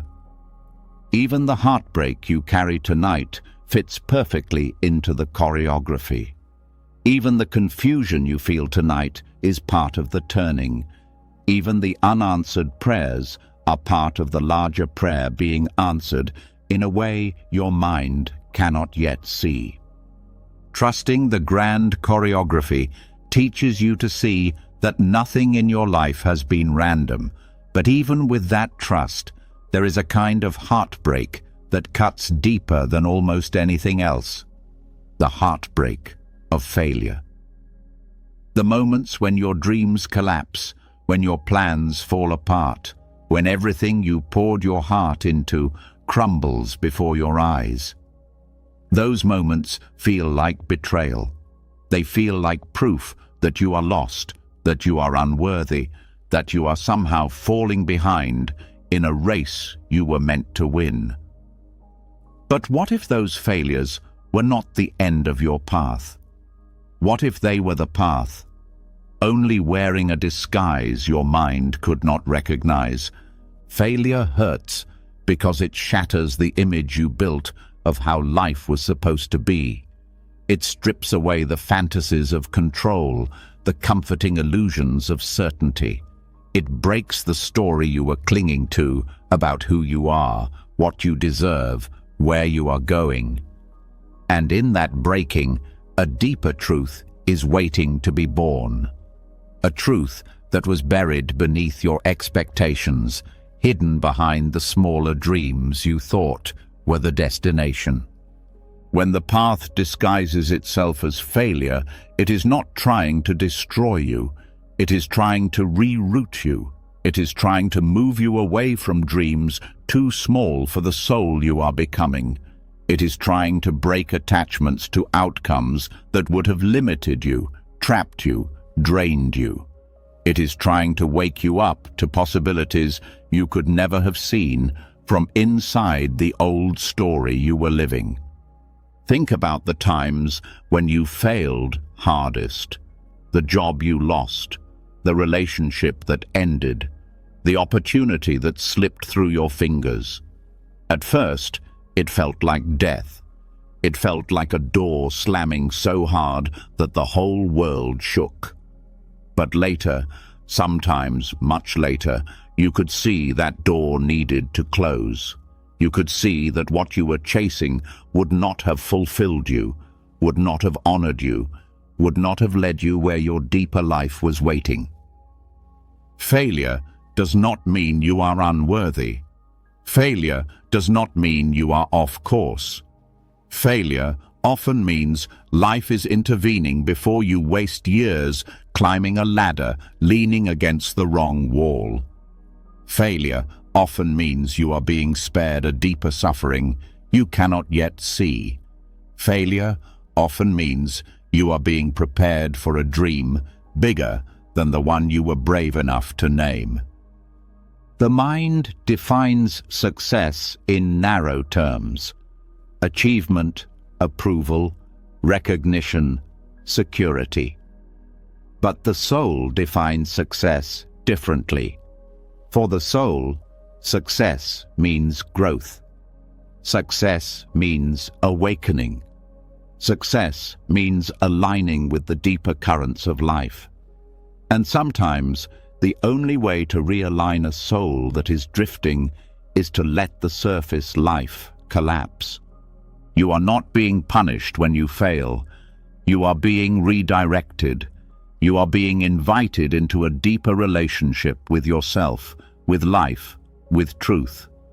The collapse of the old dreams creates space for something real to enter. Something not built from fear or ego or the desperate need to prove your worth, but built from your actual essence, your true calling, your authentic heart. The pain of failure is real. The grief is real. The fear is real. Feel it all. Honor it all. But do not let it define you. Do not let it convince you that your life is broken. Your life is not broken. It is being remade. The most important opportunities of your life often hide behind doors labeled failure. The relationships that truly nourish your soul often arrive after the ones you thought would save you fall apart. The work that truly fulfills you often emerges after the careers you built your identity on collapse. The freedom you secretly longed for often blooms only after the structures you depended on crumble. When the path disguises itself as failure, it is asking you to trust not the map you drew, but the compass inside you. It is asking you to walk forward even when you cannot see where the road leads. It is asking you to believe that even in the ruins, seeds are being planted. Even in the ashes, something sacred is rising. The stories of transformation that move the world are not stories of uninterrupted success. They are stories of falling and rising, of losing and finding, of breaking and becoming. They are stories of people who dared to trust the path even when it betrayed their plans, even when it shattered their dreams, even when it left them standing alone in the wilderness with nothing but their own heartbeat for company. And it is there, in that wilderness, that the real path reveals itself. Not the path you planned, but the path you were made for. Not the path your mind clung to, but the path your soul has been longing to walk.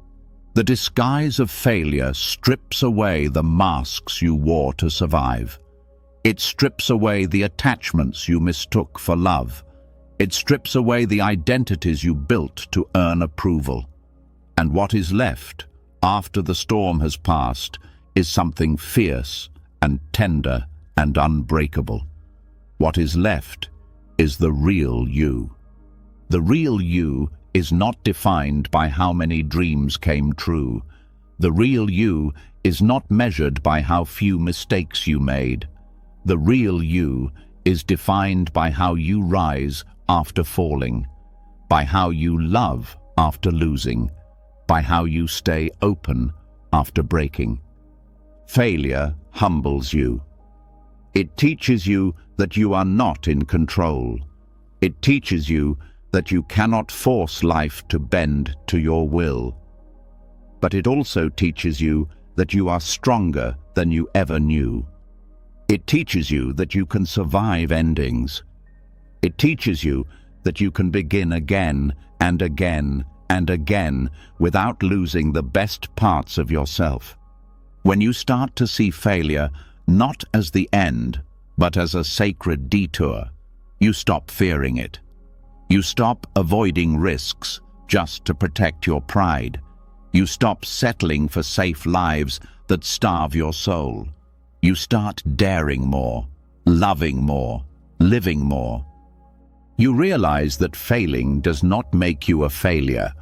Refusing to grow from failure is the only true defeat. And you refuse to be defeated. You refuse to let heartbreak close your heart. You refuse to let loss harden your soul. You refuse to let fear shrink your dreams. You start walking the real path, the one paved not with trophies, but with tears, the one marked not by applause, but by quiet moments of realness, the one lined not with guarantees, but with mystery, wonder, and the steady beating of your own awakened heart. And somewhere down that road, perhaps sooner than you expect, you will look back and bless the failures that once broke you. You will see that they were not detours. They were shortcuts to your true life.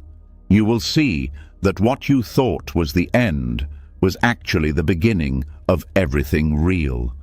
When you finally understand that even failure is a hidden doorway to your real path, something even more humbling begins to stir inside you. A quiet suspicion that maybe life has always been more organized, more deliberate, more sacred than you ever dared to believe. Maybe it's not just random pain followed by random blessings. Maybe it's not chaos occasionally interrupted by luck. Maybe, before you ever opened your first breath into this world, there were agreements made, sacred promises woven into the fabric of your soul, outlining the lessons you would encounter, the people you would meet, the heartbreaks and healings that would shape you into who you came here to become. The idea of hidden contracts, soul agreements made before birth, invites you to see your entire life with new eyes. Every friend who saved you, every enemy who broke you, every love that opened you, every betrayal that shattered you, none of them accidents, none of them random. Every major event, every deep relationship, every devastating loss, perhaps all chosen with a wisdom far beyond the surface understanding of your human mind. It is almost too much to hold at first.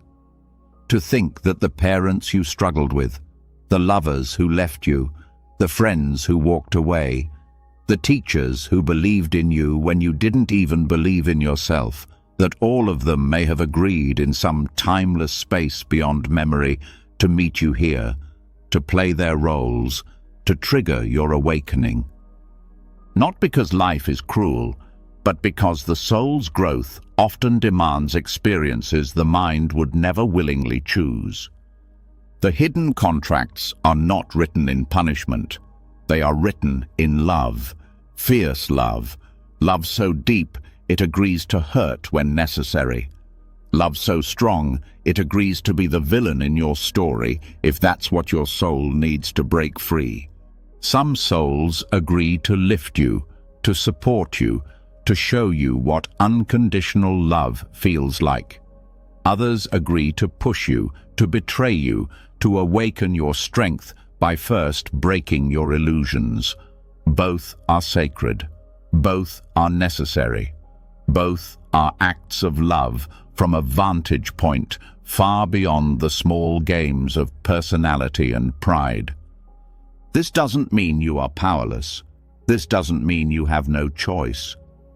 Free will and destiny dance together, shaping each moment. The contracts set the stage, but how you respond, how you choose to love, to forgive, to grow, to heal, that is always yours. Think of it like this. The agreements determine the themes. the major players, the pivotal moments. But you still get to write the dialogue. You still get to choose whether you respond with bitterness or grace, fear or courage, vengeance or compassion. Seeing life through the lens of hidden contracts transforms blame into understanding. The father who abandoned you may have agreed to play that role to force you to find inner stability. The lover who betrayed you may have agreed to awaken your self-worth. The friend who turned against you may have agreed to teach you discernment. This understanding does not excuse harm.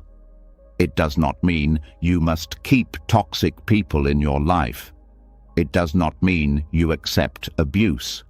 It means you recognize the deeper layers moving beneath the surface, and from that recognition you reclaim your power. Because when you understand that even the hardest experiences were part of a larger, wiser plan, you stop seeing yourself as a victim of life. You start seeing yourself as a participant in a sacred unfolding. You stop asking, "Why did this happen to me?" and start asking, "What was I meant to awaken through this?" The hidden contracts also explain why some relationships feel instantly familiar, why some people feel like home even when you just met them, why certain encounters crack your heart open in ways you cannot explain. These are not first meetings. These are reunions. These are soul agreements, echoing across time and space, fulfilling promises made before either of you remembered how much it would hurt and how much it would heal. And it is not only the joyful reunions that matter. The hardest relationships are often the deepest contracts, the ones that stretch you, challenge you, force you to grow in ways you would never have chosen on your own. Sometimes the soul that hurts you the most is the soul that loves you enough to play the role you would hate, if that's what it takes to wake you up. You can start to see your life as a vast, intricate web of meetings and partings, beginnings and endings, each one perfectly timed, perfectly placed, perfectly calibrated for your evolution. The boss who fired you when you felt like a failure, the child who challenged you beyond your limits, the stranger whose kindness saved you on a day you were ready to give up. Every one of them, sacred threads woven into your story. When you trust in these hidden agreements, you move differently through the world. You meet new people with more curiosity and less fear. You forgive more easily. You release bitterness more quickly. You hold grief more tenderly, knowing that even the deepest losses are not final endings, but sacred transitions. You start to recognize that your soul is in conversation with the souls of everyone around you, sometimes through words, often through silence, always through presence. Every encounter, every conflict, every moment of connection is part of a larger dialogue the mind can barely comprehend. The hidden contracts also teach you to trust your instincts. Sometimes you will feel drawn to people without knowing why. Sometimes you will feel repelled without a logical reason. Trust that. Your soul remembers what your mind forgets. Your soul recognizes the echoes of old agreements, the stirrings of unfinished business, the calling to complete what was begun long ago. Not every agreement is meant to last a lifetime. Some are brief but powerful. Some come into your life to ignite a transformation and then leave when their part is done. Learning to let go without resentment, to bless what came and what left, is part of honoring the sacredness of the contracts. And what about the agreements you cannot understand yet? The losses that still feel senseless? The betrayals that still sting too deeply? Trust that understanding will come. Maybe not today, maybe not even in this lifetime, but every thread will eventually reveal its place in the larger tapestry. You are not just living this life for yourself. You are fulfilling promises made to others, weaving your piece into a story so much larger, so much richer, so much more beautiful than you can yet see. Tonight, as you sit with the relationships that have shaped you, know this: the souls who lifted you and the souls who hurt you both answered the same call, to help you remember who you are. And if you can bless even the ones who broke you, if you can hold even the painful chapters with gratitude, you will free yourself from the small story of victim and step into the larger story of conscious evolution. Understanding the hidden contracts that shape your life softens your heart toward the pain and the blessings alike. But even with this awareness, a persistent ache sometimes remains. A low hum of dissatisfaction that no success, no relationship, no achievement seems to fully silence.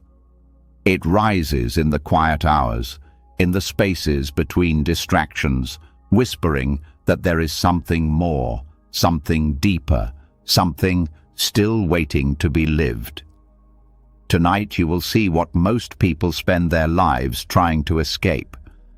That this dissatisfaction is not a flaw, not a curse, not a failure. It is a sacred compass. It is the voice of your soul, pulling you toward the destiny you were born to remember. The whisper of dissatisfaction is often mistaken for weakness. It is often misdiagnosed as ingratitude, as restlessness, as immaturity. People tell you to be content, to be grateful, to settle down and accept what you have. And gratitude is beautiful, essential even. But gratitude does not mean denying the deeper call rising inside you. Gratitude means loving what is, while still honoring the whisper that says, "You are not finished yet. You have not touched the fullness of your life yet. There is more." That whisper is not a mistake. It is a map. It is the soul's way of guiding you toward experiences, callings, awakenings that your surface mind cannot yet articulate. It stirs when you are living too small. It burns when you are staying in places you have outgrown. It aches when you are clinging to identities, roles, and dreams that no longer match the truth unfolding within you. The dissatisfaction is not against you. It is for you.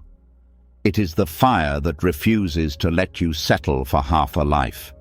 It is the pull that keeps you searching when everything in the world tells you to stop. It is the pressure that breaks the shell around your deeper self so that the real life inside you can be born. When you ignore the whisper, it grows louder. It turns into chronic frustration, depression, a feeling of numbness or rage that you cannot explain. Your soul will not let you abandon your true path without a fight. It will haunt your comfortable cages. It will flood your quiet moments. It will leak into your dreams. It will ache inside your bones until you listen. Listening to the whisper of dissatisfaction requires courage, because it often demands that you leave the safety of what you know. It demands that you question the stories you were given about what success looks like, what love should feel like, what life is supposed to be. It demands that you walk into the unknown without guarantees. And yet, every time you honor the whisper, even in small ways, life responds. Doors you could not have seen begin to open. Strengths you forgot you had begin to stir. Allies you did not know were watching begin to appear. Life supports the soul brave enough to follow the thread of longing. The whisper of dissatisfaction is not there to torture you. It is there to keep you awake. It is there to protect you from living a life that looks good on the outside but feels hollow inside. It is there to remind you that you were not born just to survive. You were born to come alive. Sometimes the whisper pulls you toward a new vocation, a new form of creativity, a new way of serving the world. Sometimes it pulls you out of relationships that no longer honor your growth. Sometimes it pulls you into loneliness, into silence, into the wilderness of not knowing, not to punish you, but to empty you of old attachments so that a truer life can find you. The world fears dissatisfaction because it challenges the systems built on comfort and conformity.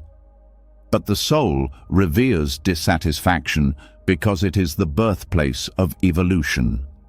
Every great act of creation, every revolution of the heart, every breakthrough of spirit began with someone refusing to silence the whisper inside them. You are not wrong to feel restless. You are not broken because you want more. You are not ungrateful because you refuse to shrink your life to fit the mold others set for you. You are alive. You are listening. You are awakening.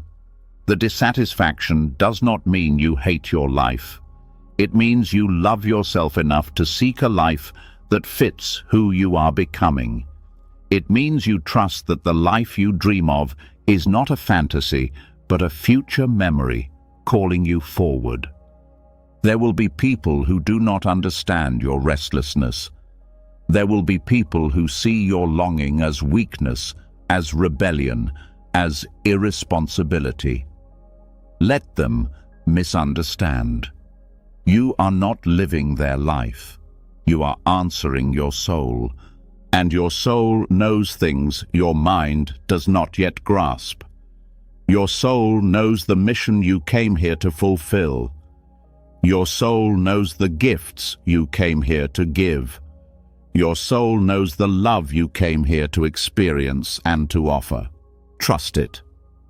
The whisper of dissatisfaction also teaches you patience, because it does not always reveal the next step immediately. It asks you to stay in the ache, to stay in the longing, to trust that even when you cannot see the full map, you are still moving.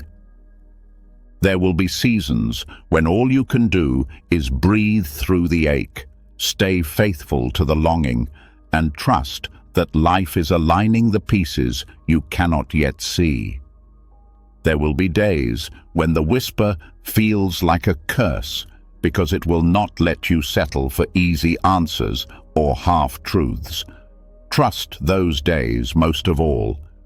They are the labor pains of your next becoming. You do not need to have all the answers yet. You do not need to know exactly where you are going.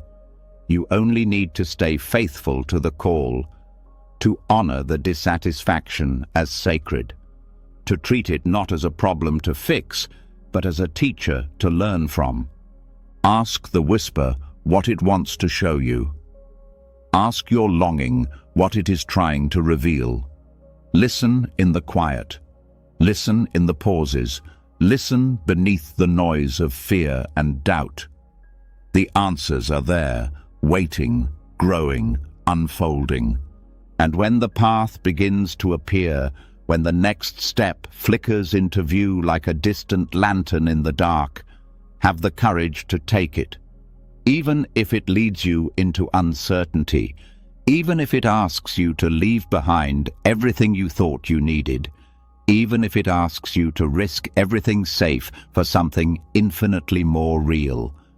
Because the dissatisfaction will not leave you until you are living the life you were born for.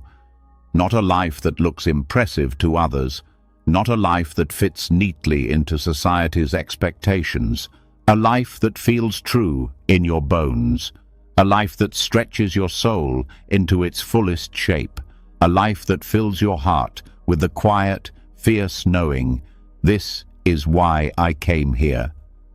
Following the whisper of longing teaches you to trust the deeper compass inside you, but even when you honor it, even when you step courageously onto the new paths it reveals, there remains a mystery even harder to accept.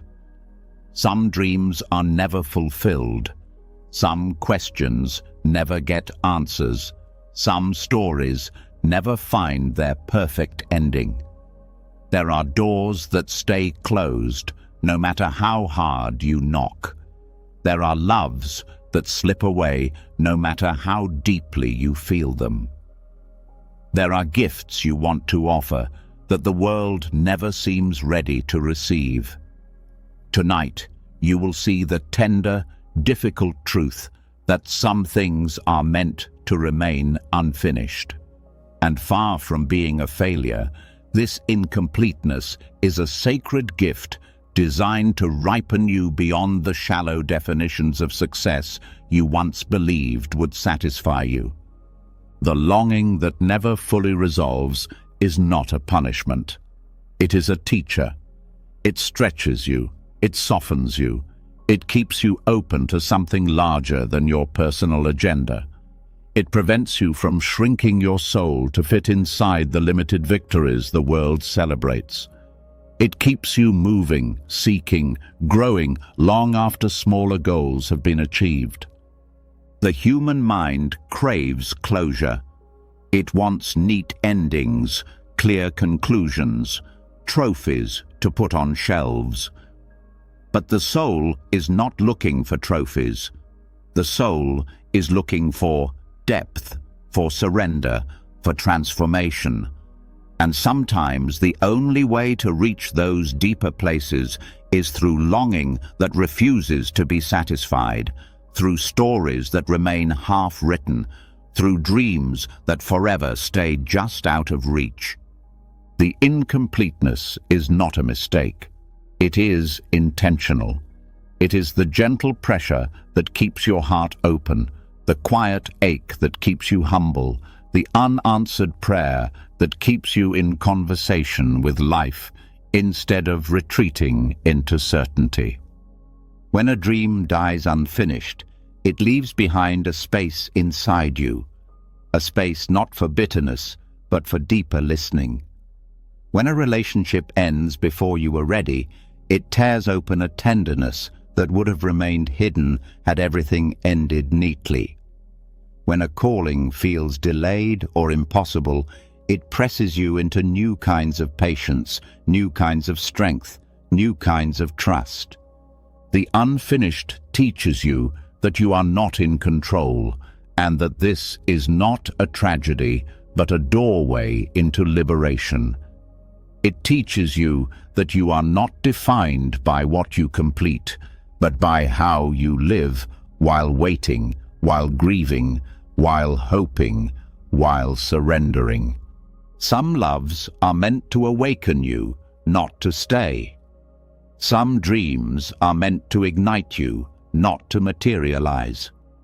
Some callings are meant to pull you forward, shaping your becoming, even if you never cross the finish line you once imagined. When you learn to live with incompleteness, you stop measuring your worth by external achievements. You stop chasing finality. You start valuing presence over performance. You start honoring the beauty of the journey itself, not just the destinations you may never reach.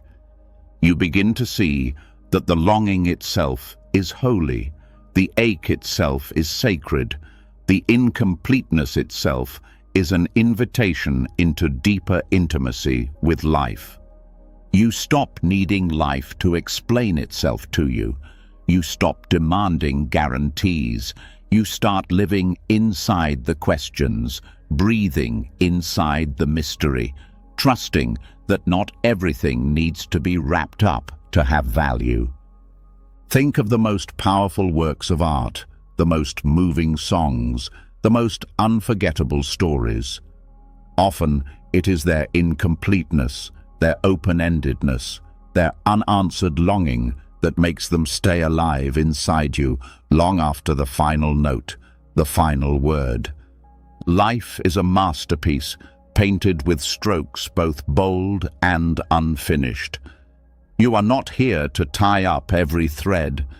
You are here to participate in the weaving, to add your color, your texture, your longing, even if you never see the final tapestry.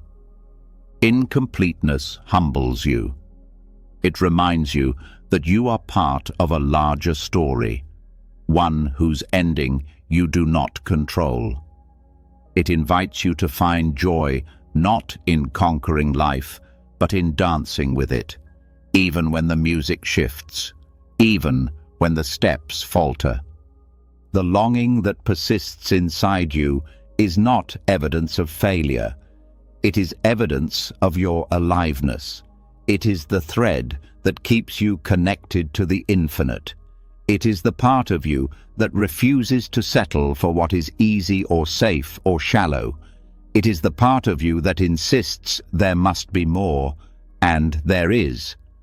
Sometimes the gift of incompleteness is that it keeps you seeking a deeper kind of fulfillment, a kind of peace that cannot be taken away by circumstances, a kind of joy that does not depend on success, a kind of love that does not vanish when stories end without neat conclusions.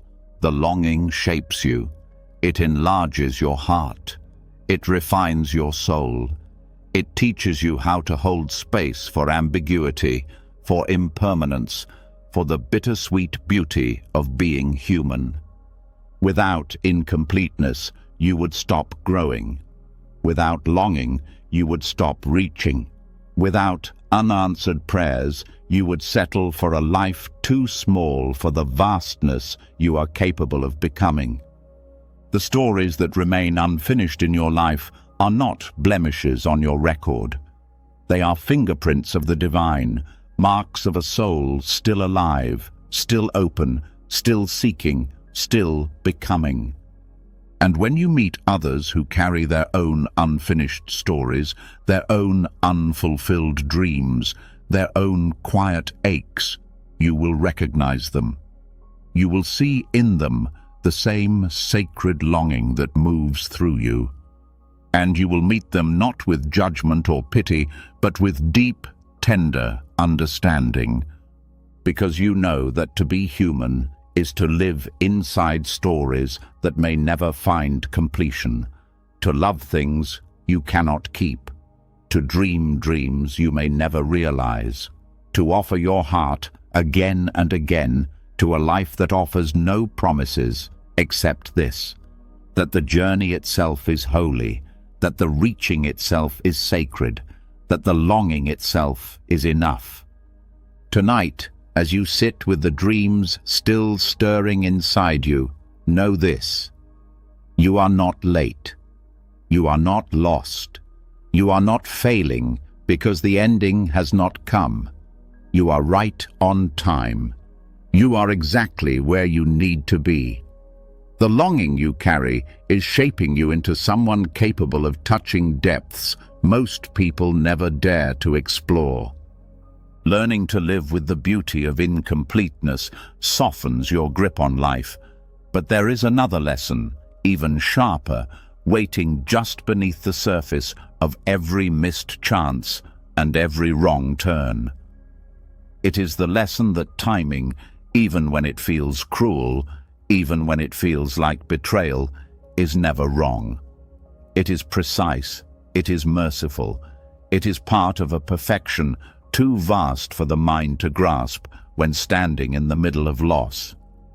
Tonight, you will step into the deeper truth that missing an opportunity, facing rejection, or falling behind is sometimes not a failure at all, but an act of preservation, a secret protection steering you toward a better destiny that you would not have chosen if life had left you in charge. Wrong timing hurts because it crashes against your expectations. You planned, you worked, you dreamed. And still, the door stayed closed. Still, the offer slipped away. Still, the life you thought you were building unraveled before your eyes. It feels personal. It feels unfair. But the soul sees a longer timeline than the mind can comprehend. The soul sees the dangers hidden behind early success, the heartbreaks disguised beneath perfect opportunities, the betrayals woven into paths that looked golden from the outside. Every no, every delay, every collapse carries an unseen mercy.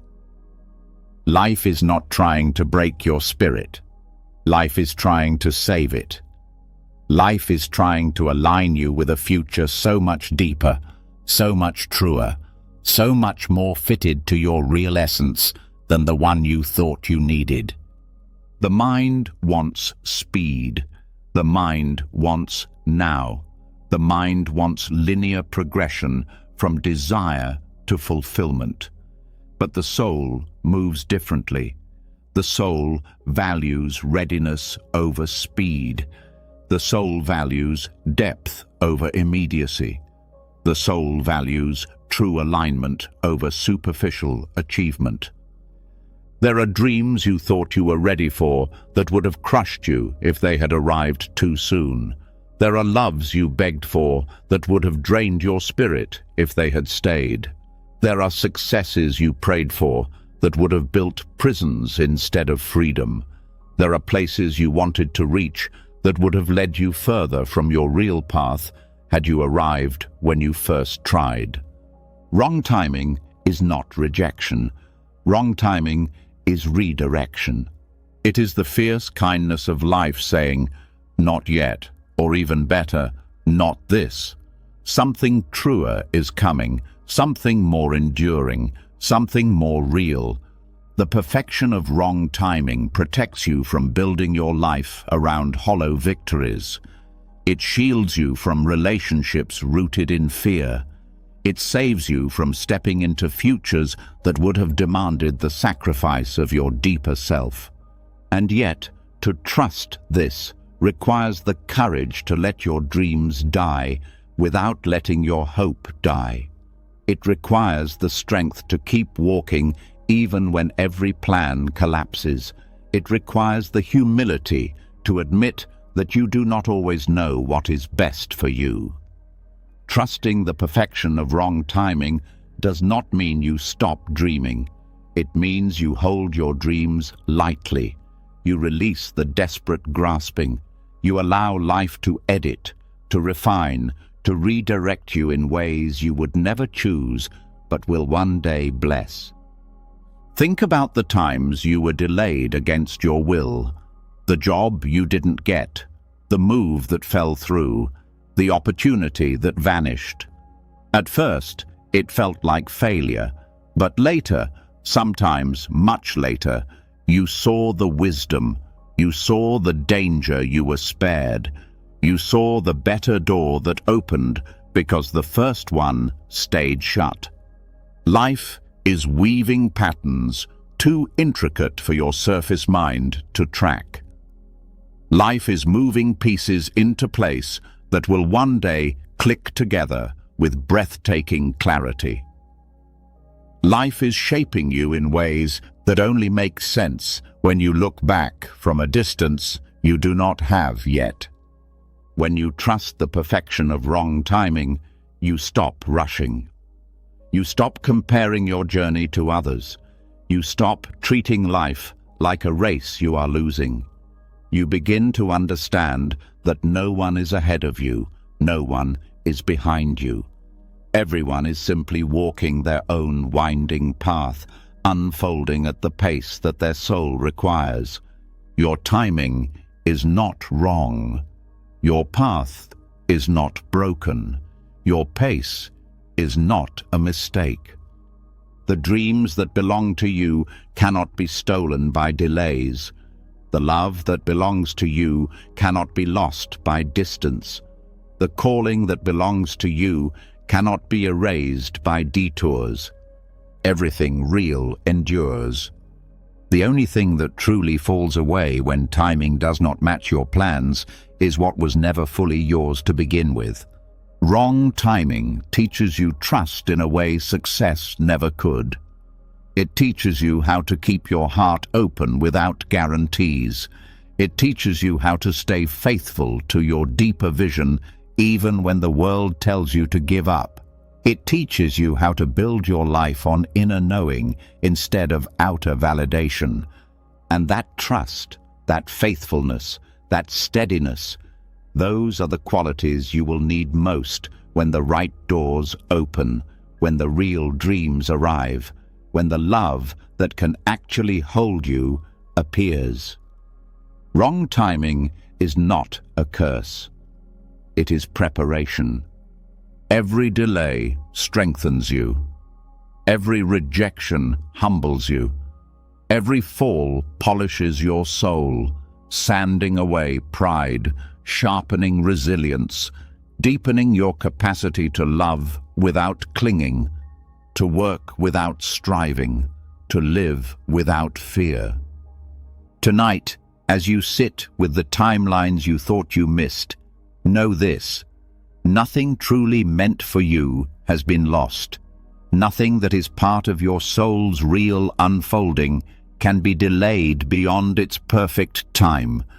Nothing you need for your real fulfillment is slipping away. You are not behind. You are not late. You are being calibrated. You are being tuned. You are being positioned for something that matches the deepest parts of who you are. Trusting the perfection of wrong timing frees you from carrying the weight of missed opportunities, but even deeper currents shape the path you walk, currents that began long before you took your first breath. There are struggles that rise in your life like old ghosts, feelings of heaviness you cannot explain, patterns of fear, anger, or sadness that do not seem entirely yours. Tonight, you will open a door even wider and see a humbling truth. Not everything you carry belongs to you. Some of the battles you fight, some of the pain you heal, some of the dreams you are called to complete are the echoes of ancestral karma, unfinished stories from those who came before you, still seeking resolution through your living. The life you are living is woven into a tapestry that stretches far beyond the small circle of your personal memories. You are the child of lineages, the heir of hopes, wounds, sacrifices, and dreams too large to be contained in a single lifetime. The blood in your veins carries more than oxygen. It carries the longings of ancestors who could not finish their work, who could not break their chains, who could not fulfill their deepest callings, but planted the seeds inside you to continue what they began. Some of the fears you feel are not new. They are inherited. Some of the limits you wrestle with are not failures of willpower. They are the remnants of survival strategies passed down through generations. Some of the sadness you carry is not personal despair. It is the silent grief of lives lived in oppression, in exile, in silence. Recognizing the echoes of ancestral karma does not mean blaming the past. It does not mean sinking into victimhood. It means honoring the truth that you are part of something larger than yourself. It means seeing your struggles not as private shames, but as sacred opportunities to end cycles that have echoed for centuries. Healing ancestral karma begins by becoming conscious, by daring to name the patterns that were passed down. Patterns of scarcity, of fear, of shame, of division. By refusing to continue them unconsciously. By choosing to live differently, love differently, dream differently. You are not responsible for what your ancestors suffered. You are not to blame for what they could not heal, but you are being given the opportunity to offer something they could not. Consciousness, compassion, courage. When you heal yourself, you heal backwards and forwards at the same time. You lighten the burden not only for those who will come after you, but also for those who carried it before you without the tools or the freedom you now have. Every time you choose forgiveness over bitterness, you heal a strand of the ancestral web.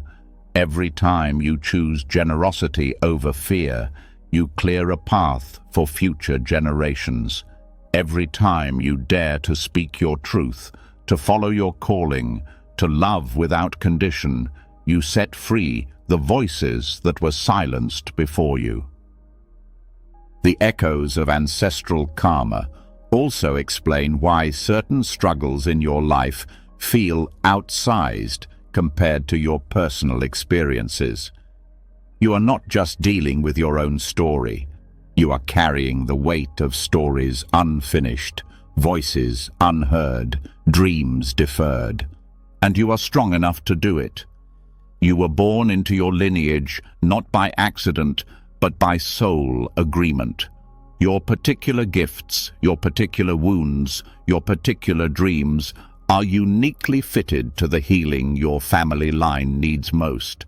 Some of the battles you fight were never meant to break you. They were meant to break open the chains that have bound your ancestors for generations. You are the dream of those who came before. You are the living prayer of those who suffered without hope. You are the flowering of seeds planted in soil, soaked with struggle, with love, with longing. Honor your ancestors by living free.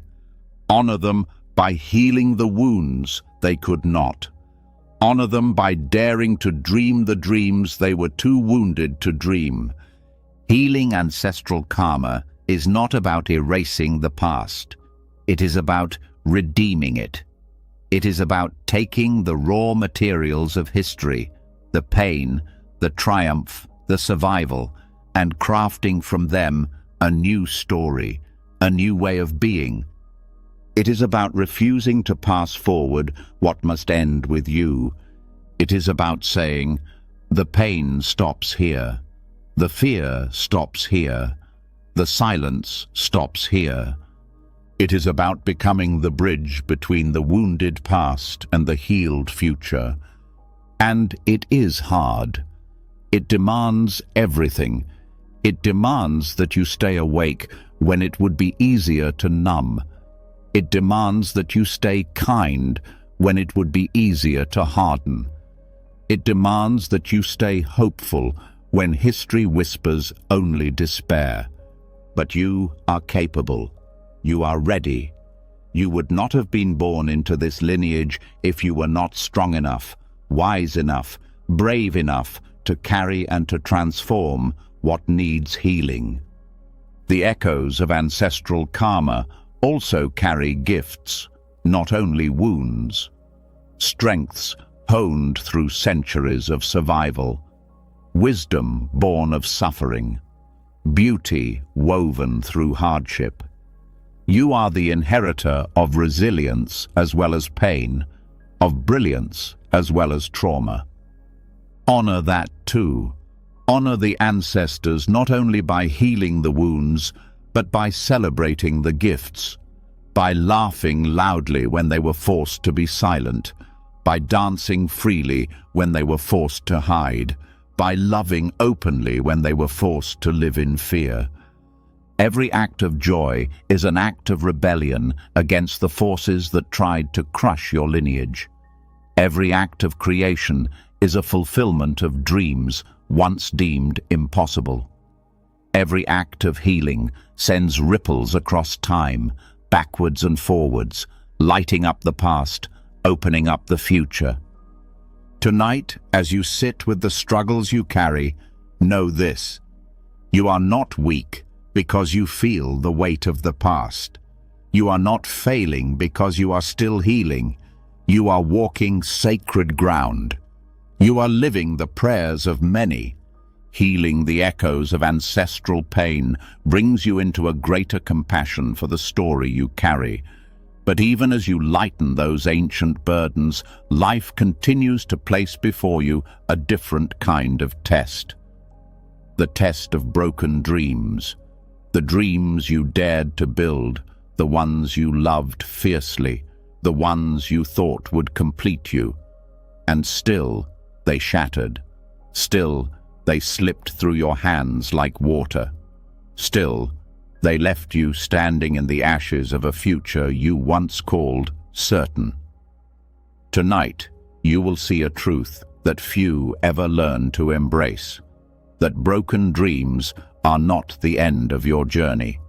They are the fire that refines your deepest desires, stripping away the surface-level wants to reveal the true callings buried beneath. Disappointment hurts because it confronts the gap between what you wanted and what life delivered. It feels like betrayal. It feels like punishment. It feels like a brutal no to the things you believed you could not live without. But what if disappointment is not life denying you, but life protecting you from attachments too small for the soul you are becoming? The dreams that break are often the ones rooted in the surface self, the self that craves approval, security, status, certainty, the self that dreams in the language of fear and longing for validation. And when those dreams collapse, it is not because life is cruel, it is because life is merciful. Life loves you too much to let you spend yourself chasing goals that would leave your heart hollow even if they were achieved. When a dream breaks, it breaks open the heart. It forces you to confront what you really want, not just what you thought you wanted. It forces you to separate your soul's true callings from the borrowed desires of culture, of ego, of fear. The alchemy of broken dreams is painful, but it is sacred. It purifies you. It burns away the illusions that kept you chasing things that could never satisfy your deeper hunger. It teaches you that your worth was never dependent on the dreams you achieved. It was always inherent, always whole. Think about the dreams that did not survive, the careers you thought would define you, the relationships you thought would complete you, the versions of success you thought would save you. When they broke, they left behind a silence, a stillness, a space raw with grief, but also ripe with truth. In that space, a different kind of desire begins to stir, a quieter desire, a truer desire. A desire not driven by fear of failure or hunger for applause, but by the longing to live authentically, to love deeply, to serve meaningfully, to create beauty from the raw materials of your real life. Broken dreams strip you down to the essentials. They teach you what you are willing to fight for, even when there are no guarantees. They teach you what you love enough to keep loving, even when it does not reward you in the ways you hoped. They teach you what matters when everything you thought mattered falls away. The dreams that survive the breaking are the ones that are part of your soul's real contract with life. They are the dreams too deep to be built on fear. They are the callings too sacred to be traded for safety. And sometimes, the breaking of a dream is the only way to uncover the deeper dream hidden beneath it. Maybe the career you lost was never the true dream. Maybe the true dream was to create, to inspire, to heal, and life needed to strip away the false structures so you could finally find the form that matches your essence. Maybe the love that ended was never the true home. Maybe the true home was inside you all along, waiting for the walls of codependence to fall. Maybe the success you chased was never your real path. Maybe the failure you feared was the portal to a life you never would have dared to claim otherwise. The alchemy of broken dreams transforms you. It humbles you. It empties you. It purifies your hunger until only the truest longings remain. It teaches you that what you truly desire is not something you can lose. It is not something you can fail at. It is not something the world can take away. It is the desire to live awake, to love without conditions, to create beauty from whatever raw materials life places in your hands. True desire does not cling. It does not bargain. It does not chase. It arises from a place deeper than fear, deeper than hope. It arises from the recognition that you are not here to conquer life. You are here to participate in it, to dance with it, to love it in all its unpredictable unfolding. When you have passed through the fire of broken dreams, you walk differently. You desire differently. You no longer seek from desperation. You no longer demand guarantees. You no longer worship outcomes. You live with open hands, open heart, open eyes. You work for the love of the work, not for the trophies. You love for the joy of loving, not for the promises. You create because it is your nature to create, not because you need applause to prove your worth. This is the freedom broken dreams offer you. The freedom to live without needing the world to validate your existence. The freedom to trust your own inner voice more than the shifting winds of external success. And sometimes, after the breaking, a new dream forms. A dream not born from fear, but from love. A dream not weighed down by the need to prove yourself, but lifted by the joy of expressing yourself. This new dream may look smaller from the outside. It may not impress the world. It may not win you fame or fortune, but it will fit your soul like a second skin. It will fill your heart with a quiet, fierce joy. It will make sense of the losses that once seemed senseless. You will bless the dreams that broke. You will bless the grief that hollowed you out. You will bless the empty spaces where your old plans used to live, because those spaces were never empty. They were being cleared for something real. Tonight, as you sit with the dreams that broke and the ones still stirring inside you, know this: you are not less because you lost what you loved. You are more tender, more real, more awake. The brokenness you carry is not a flaw. It is the doorway to the deepest wholeness you will ever know.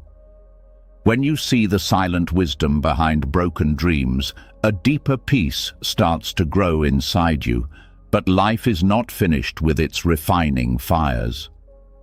There is another challenge waiting that feels just as sharp, just as painful, and just as misunderstood. It is the loneliness of being unseen, the ache of being misread, judged, dismissed.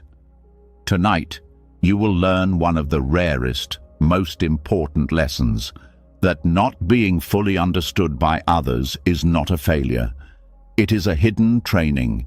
It is a sacred purification designed to set you free from the endless hunger for external validation and anchor you into the unshakable knowing of your own soul. Being misunderstood cuts deeper than many physical pains. It feels like rejection at the core of who you are. It stirs up ancient fears of abandonment, of exile, of being cast out from the tribe. It tempts you to shrink yourself, to contort your truth, to silence your voice just to be accepted, just to be safe. But if you can sit inside the fire of being misunderstood without betraying yourself, you will find a kind of freedom no external approval could ever offer. You are not here to be understood by everyone. You are not here to be accepted by every circle. You are not here to win the approval of those who cannot see your heart. You are here to live your truth. You are here to walk your path. You are here to be faithful to the call inside you, even when it isolates you, even when it costs you relationships, even when it makes you feel like a stranger among those you once called home. The soul's path is often lonely, not because you are wrong, but because the deeper you go into truth, the fewer people can meet you there. This loneliness is not a punishment. It is a purification. It burns away the need to be seen to know that you are real. It burns away the need to be praised to know that you are worthy. It burns away the need to be understood to continue standing in your truth with courage and grace. When you are no longer ruled by the need to be understood, you become free to live authentically. Free to speak the truth that needs to be spoken, even when it makes others uncomfortable. Free to create the work that needs to be created, even when it is misunderstood.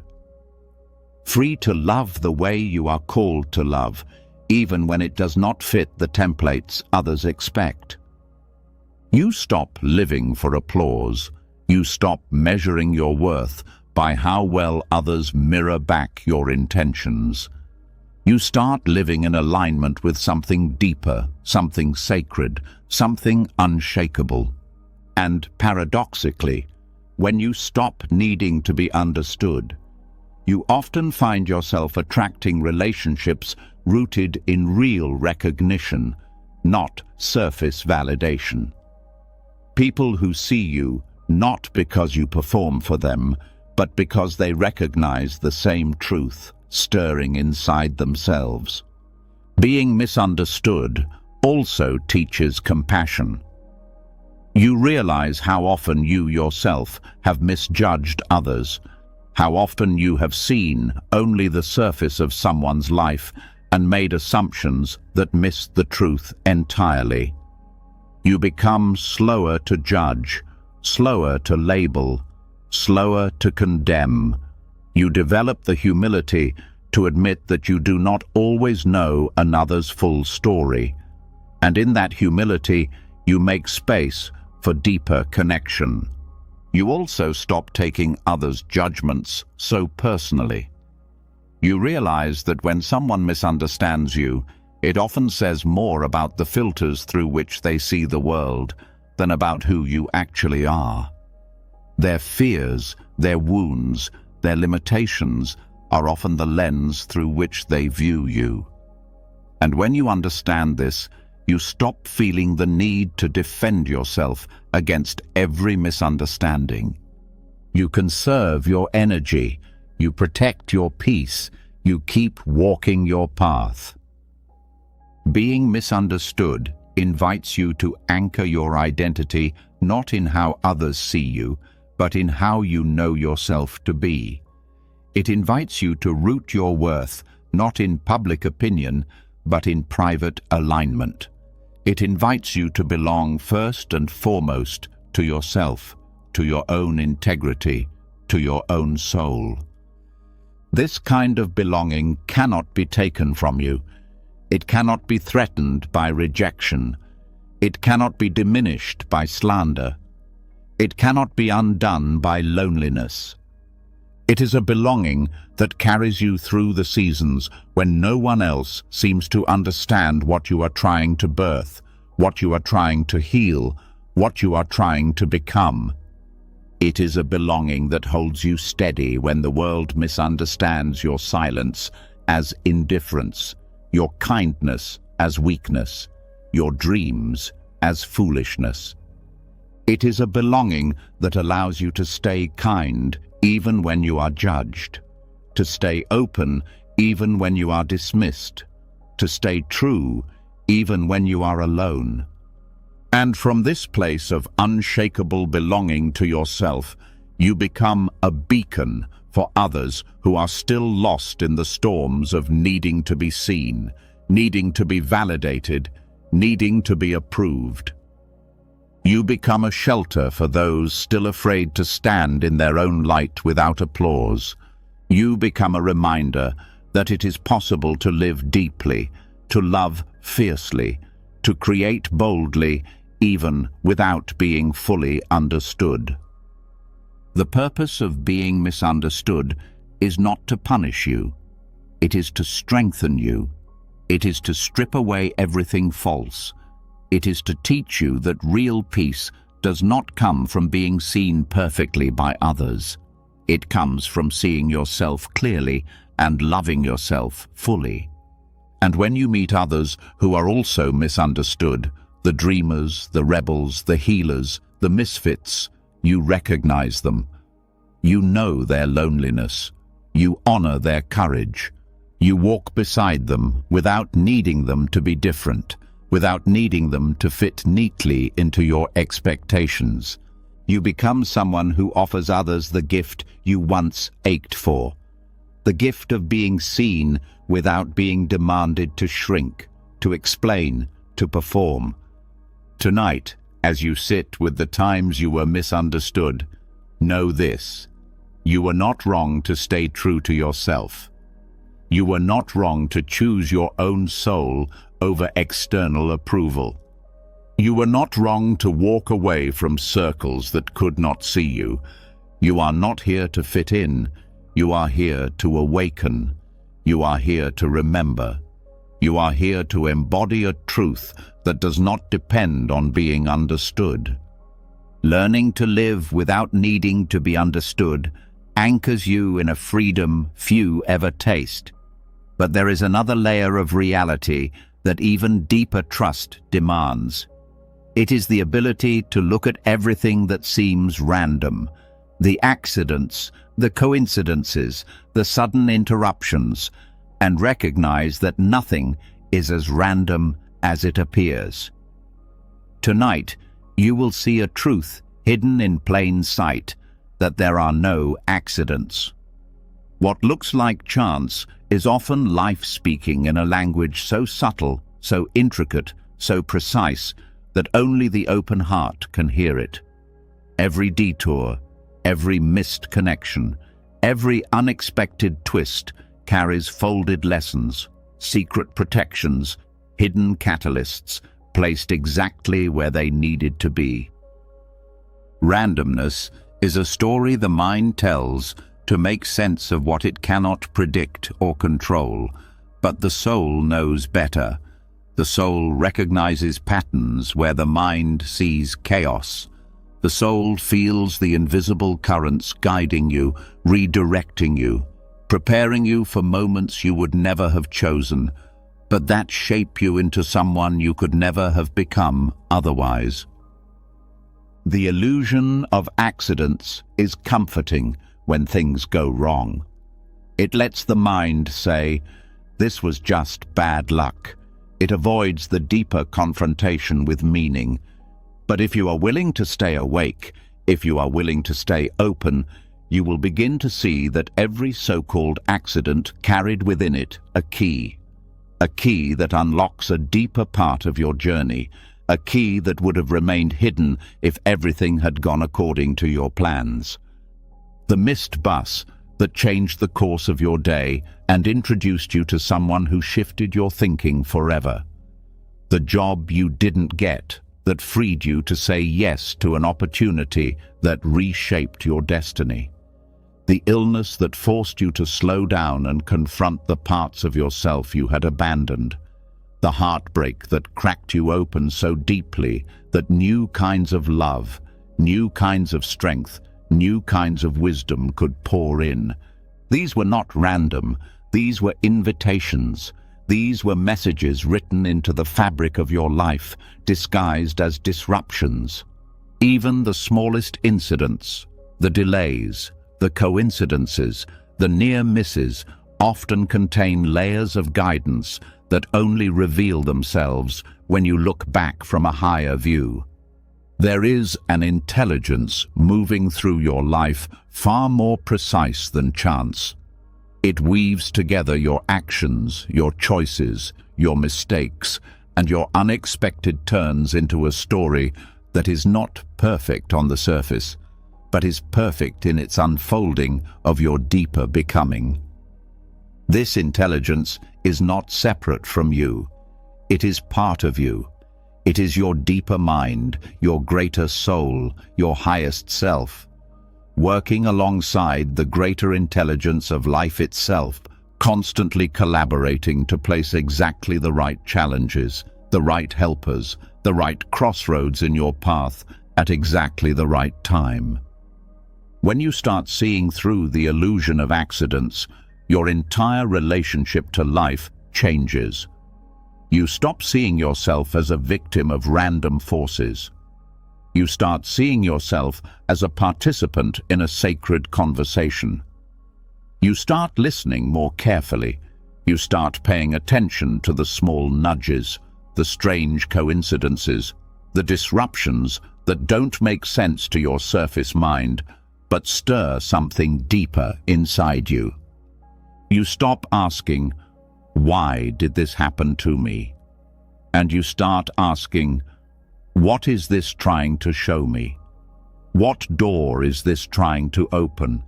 What lesson is this carrying disguised as inconvenience, as loss, as disappointment?"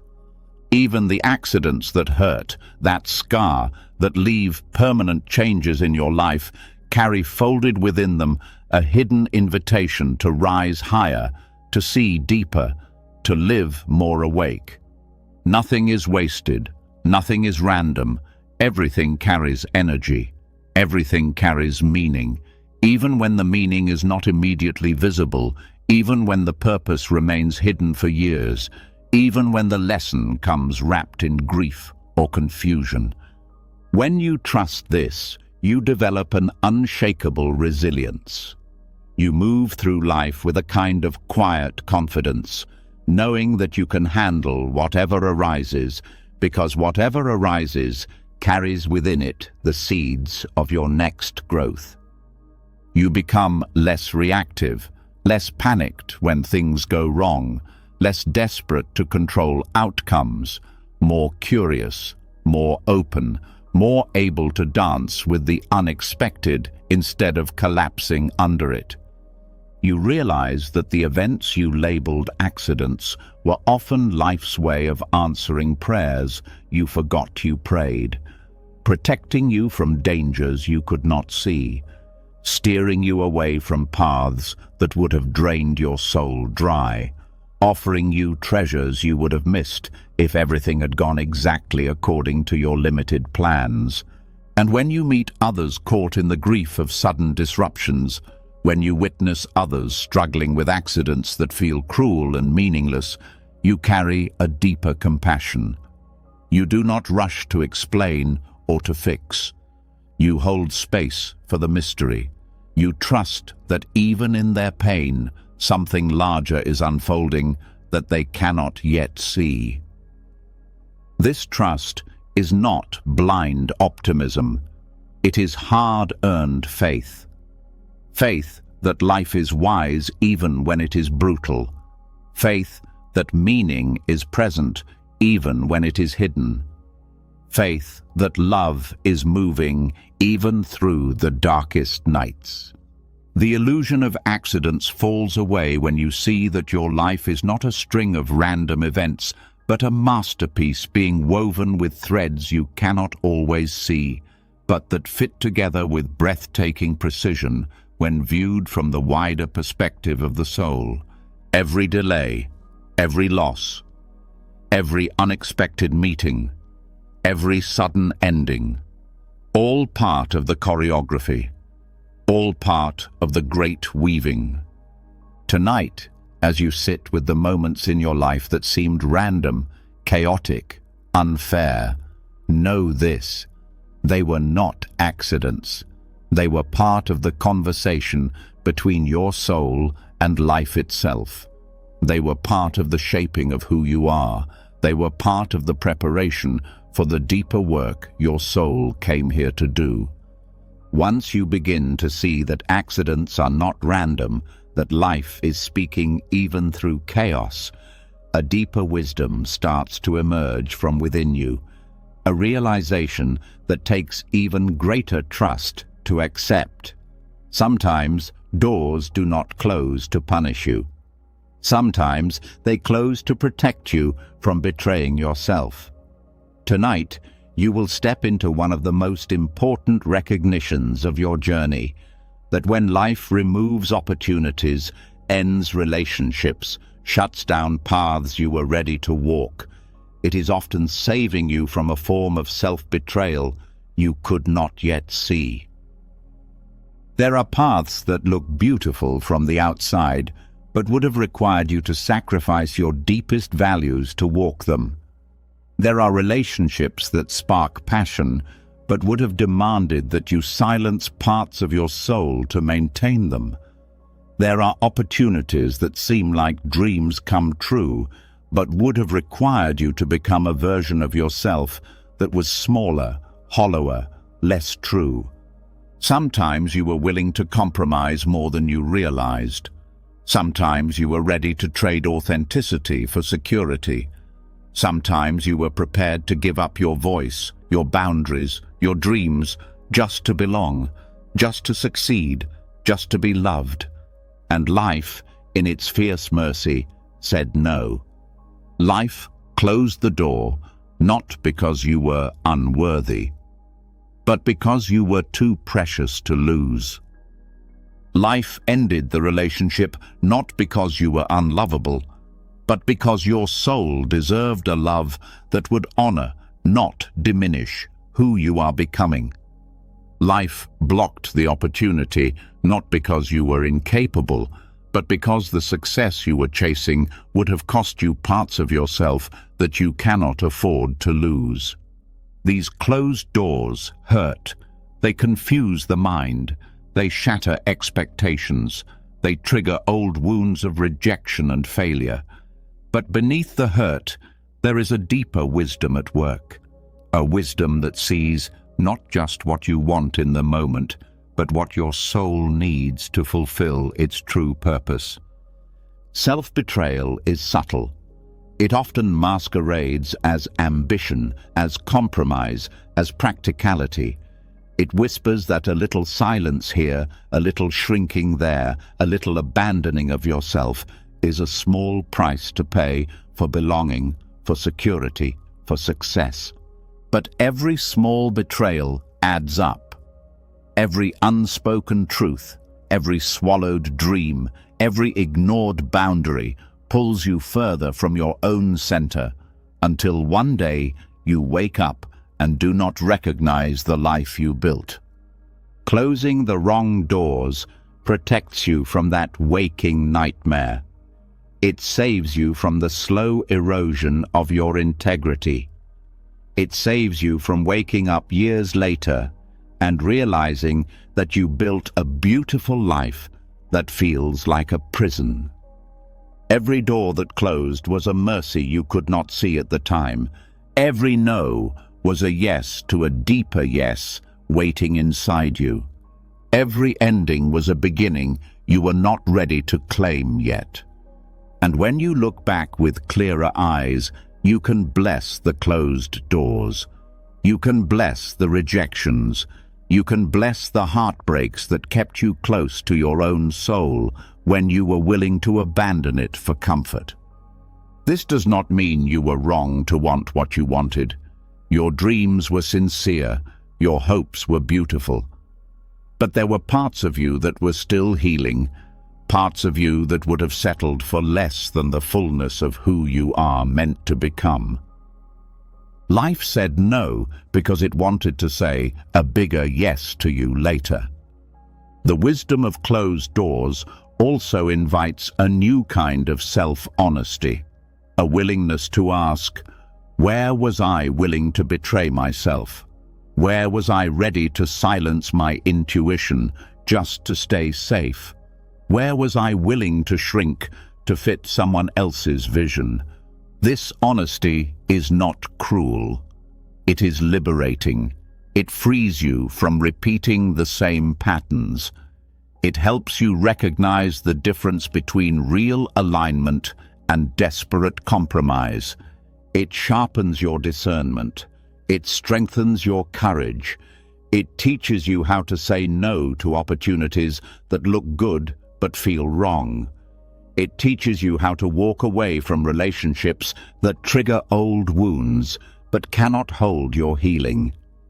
It teaches you to trust your gut over your fear, your knowing over your longing, your soul over your survival strategies, and it teaches you patience.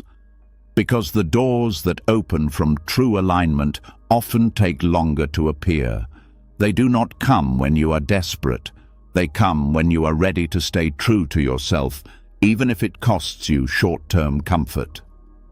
The right doors do not demand your self-betrayal. The right doors do not require you to sacrifice your joy, your truth, your dignity. The right doors will not make you choose between success and integrity, between love and freedom, between belonging and authenticity. The right doors will ask you to stretch, to grow, to rise, but never to shrink, to lie, to abandon yourself. And when you walk through those doors, you will know. You will feel it in your bones. You will feel the click of soul meeting destiny. You will feel the deep exhale of a life aligned at last. Until then, bless the doors that closed. Bless the dreams that died. Bless the relationships that ended. Bless the no's that saved you from selling pieces of yourself you cannot replace. Tonight, as you sit with the disappointments you once mistook for failures, know this: you were never being rejected by life. You were being redirected back home to yourself. You were being saved from becoming a version of yourself that would have survived but not thrived. You were being protected for the life you were actually born to live. Understanding that closed doors are often deep acts of protection softens the old anger you once carried against life. But there is an even more radical step waiting, one that few are brave enough to take fully. It is the step of trust. Not conditional trust, not convenient trust, but the kind of raw, radical faith that holds steady even when every visible sign tells you to give up. Tonight, you will uncover the truth that when you choose to trust deeply, not blindly, but wisely, you start to unlock hidden doors that would have stayed sealed behind fear, and you start to attract unseen support that rushes toward you the moment you stop fighting life and start dancing with it. Trust is not weakness. Trust is the most powerful force you can unleash when everything falls apart. It is not the passive surrender of the defeated. It is the fierce decision to believe in the unseen goodness of life, even when the ground shakes under your feet. Radical trust does not mean pretending everything is fine.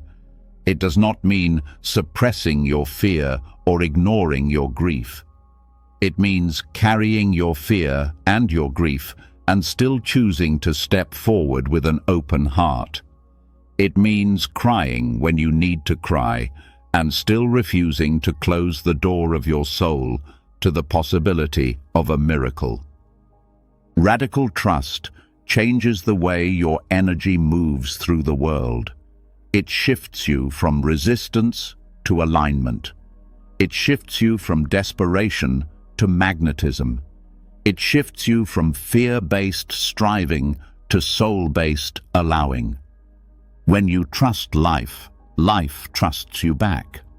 When you trust that even your setbacks are sacred, you stop wasting energy fighting them. You start learning from them. You start partnering with life instead of battling against it. This energetic shift opens doors you could not have pried open with force. It invites help from directions you could never have calculated. It calls forth allies, insights, opportunities that seem to appear out of nowhere, but they were not random. They were always waiting for you beyond the gate of surrender. Radical trust is not about certainty. It is about willingness. The willingness to keep showing up with love even when you feel abandoned. The willingness to keep offering your gifts even when no one is clapping. The willingness to keep moving forward even when the map dissolves in your hands. It is easy to trust when everything is going well. The real liberation comes when you learn to trust when nothing makes sense, when the job falls through, when the relationship ends, when the diagnosis comes, when the dream shatters. In those moments, trust becomes a lifeline to the deeper current of life that is still moving under the surface chaos. The current that has never abandoned you, the current that has been carrying you even when you thought you were sinking. Radical trust also teaches you to listen differently. You stop demanding answers on your schedule. You start becoming sensitive to the subtle whispers of guidance that life is always offering. A sudden idea, a recurring dream, a stranger's unexpected kindness, a book falling open to the exact page you needed to read. When you trust, you listen more deeply, and when you listen more deeply, you move more gracefully.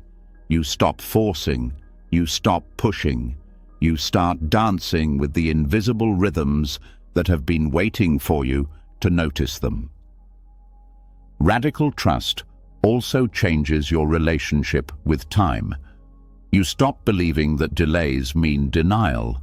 You start recognizing that divine timing is always in operation, arranging things behind the scenes that you cannot yet see. You stop measuring success by how fast things happen and start measuring it by how true you remain to your inner compass. You realize that sometimes the most powerful thing you can do is to hold steady, to keep your heart open one more day, to keep breathing one more night, to keep believing one more time, because breakthroughs often happen right after the moment you were about to give up. Not because life was testing you in cruelty, but because certain alignments take time. Certain ripenings cannot be rushed. Certain healings need space. Radical trust keeps you soft in a hard world. It keeps you open when it would be easier to close. It keeps you receptive to unexpected miracles, even in the middle of disappointment. And the miracles do come. Often quietly at first, often disguised as ordinary moments. A conversation that opens a new door, a chance meeting that shifts your path, a sudden burst of clarity when you were lost in fog. Miracles are not interruptions of life's natural order. They are the natural order showing through when your resistance drops and your openness rises. When you live with radical trust, you become a living invitation for grace to enter your life. You become a magnet for the hidden support systems that life has always wanted to send you, but could not reach you through the armor of fear. You begin to recognize that you are not alone, that unseen hands have been guiding you, that invisible rivers of help are flowing toward you the moment you choose to flow with life rather than fight against it. And this does not mean you never stumble again. It does not mean you never doubt again. It does not mean you never ache again. It means you know where to anchor when the storms come. It means you know how to steady yourself when the ground shifts. It means you know how to reopen your heart after it has been broken. It means you know that the story is still unfolding, even when the pages seem torn. Tonight, as you sit with the places where trust feels hardest, know this. You do not have to trust perfectly. You only have to be willing. You only have to open the door a little. Life will rush in to meet you. You are not being asked to pretend you are fearless. You are being invited to carry your fear and trust anyway. You are not being asked to understand everything. You are being invited to trust that understanding will come when it is needed. You are not being asked to be strong alone. You are being invited to allow yourself to be supported by forces larger and wiser than your individual mind. Radical trust is not the end of struggle.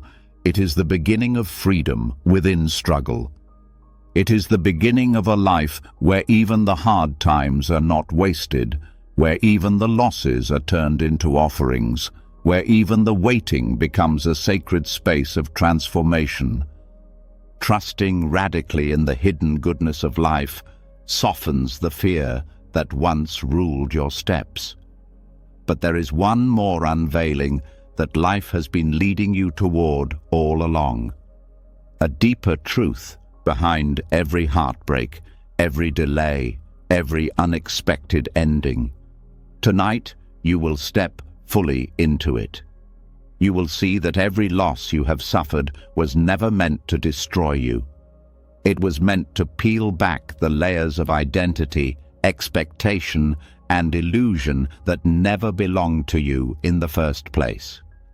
It was meant to return you to the original self that existed before the world began telling you who you needed to be to deserve love, safety, or belonging. Loss feels brutal because it tears away what you clung to for a sense of stability. Titles, relationships, roles, dreams. But what loss removes is never the truth of who you are. It strips away the costumes you wore to survive. It dismantles the scaffolding you built to feel important, accepted, worthy.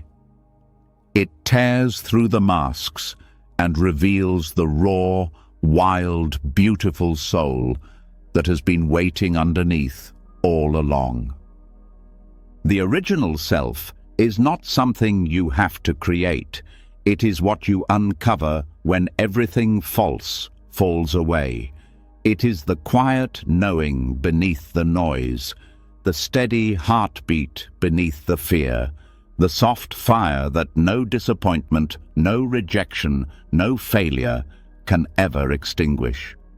Every heartbreak that shattered your plans was a chisel carving away the layers of who you thought you needed to be.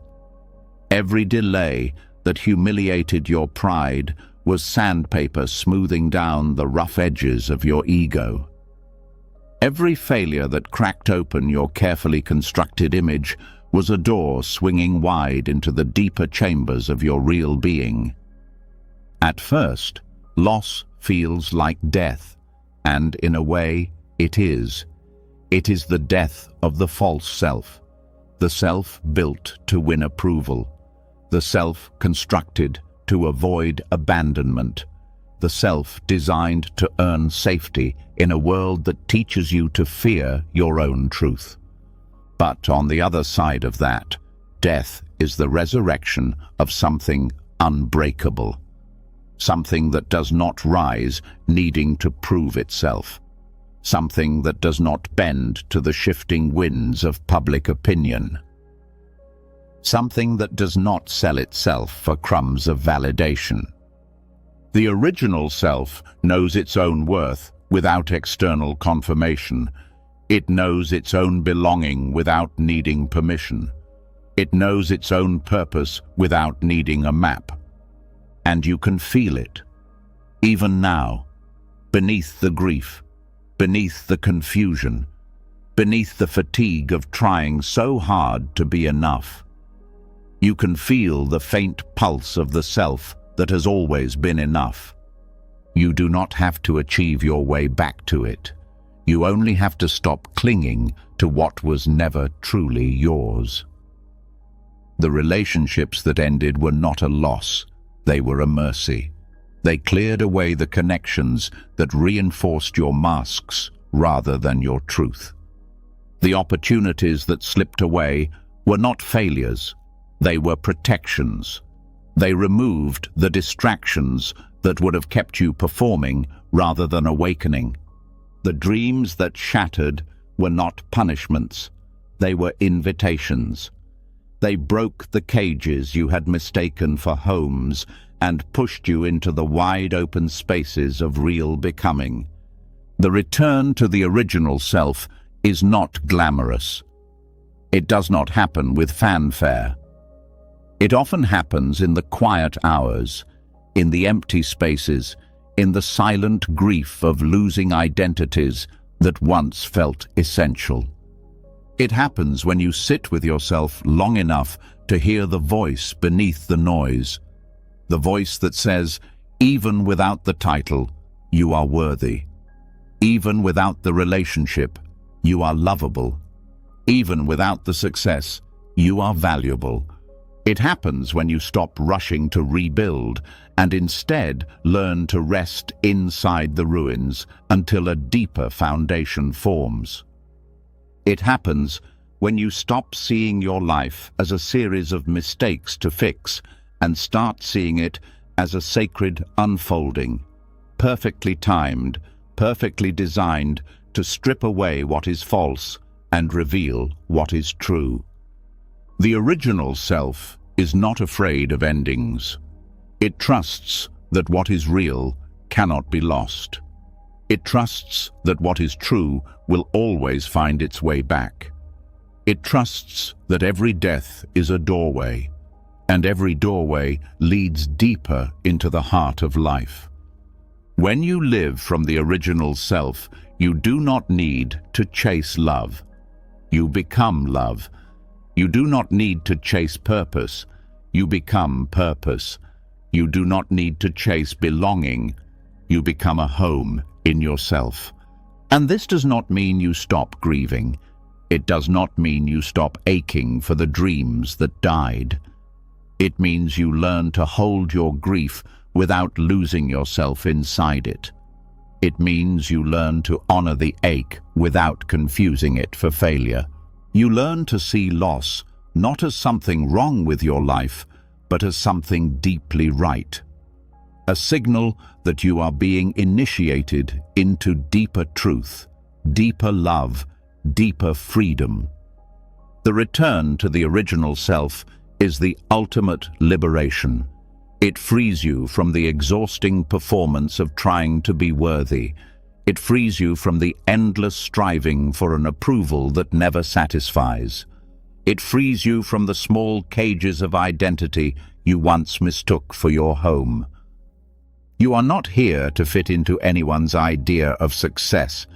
You are not here to live a life that looks good from the outside, but feels empty inside. You are not here to become what the world rewards. You are here to remember who you already are beneath all the forgetting. You are here to walk this life as yourself, fierce, tender, whole. You are here to love from your depths, to create from your authenticity, to serve from your fullness, to live from your aliveness. And you will lose much on this path. You will lose illusions. You will lose false friendships. You will lose old versions of yourself that once protected you, but now restrict you. But what remains after the losing is something the world cannot give you and cannot take away. It is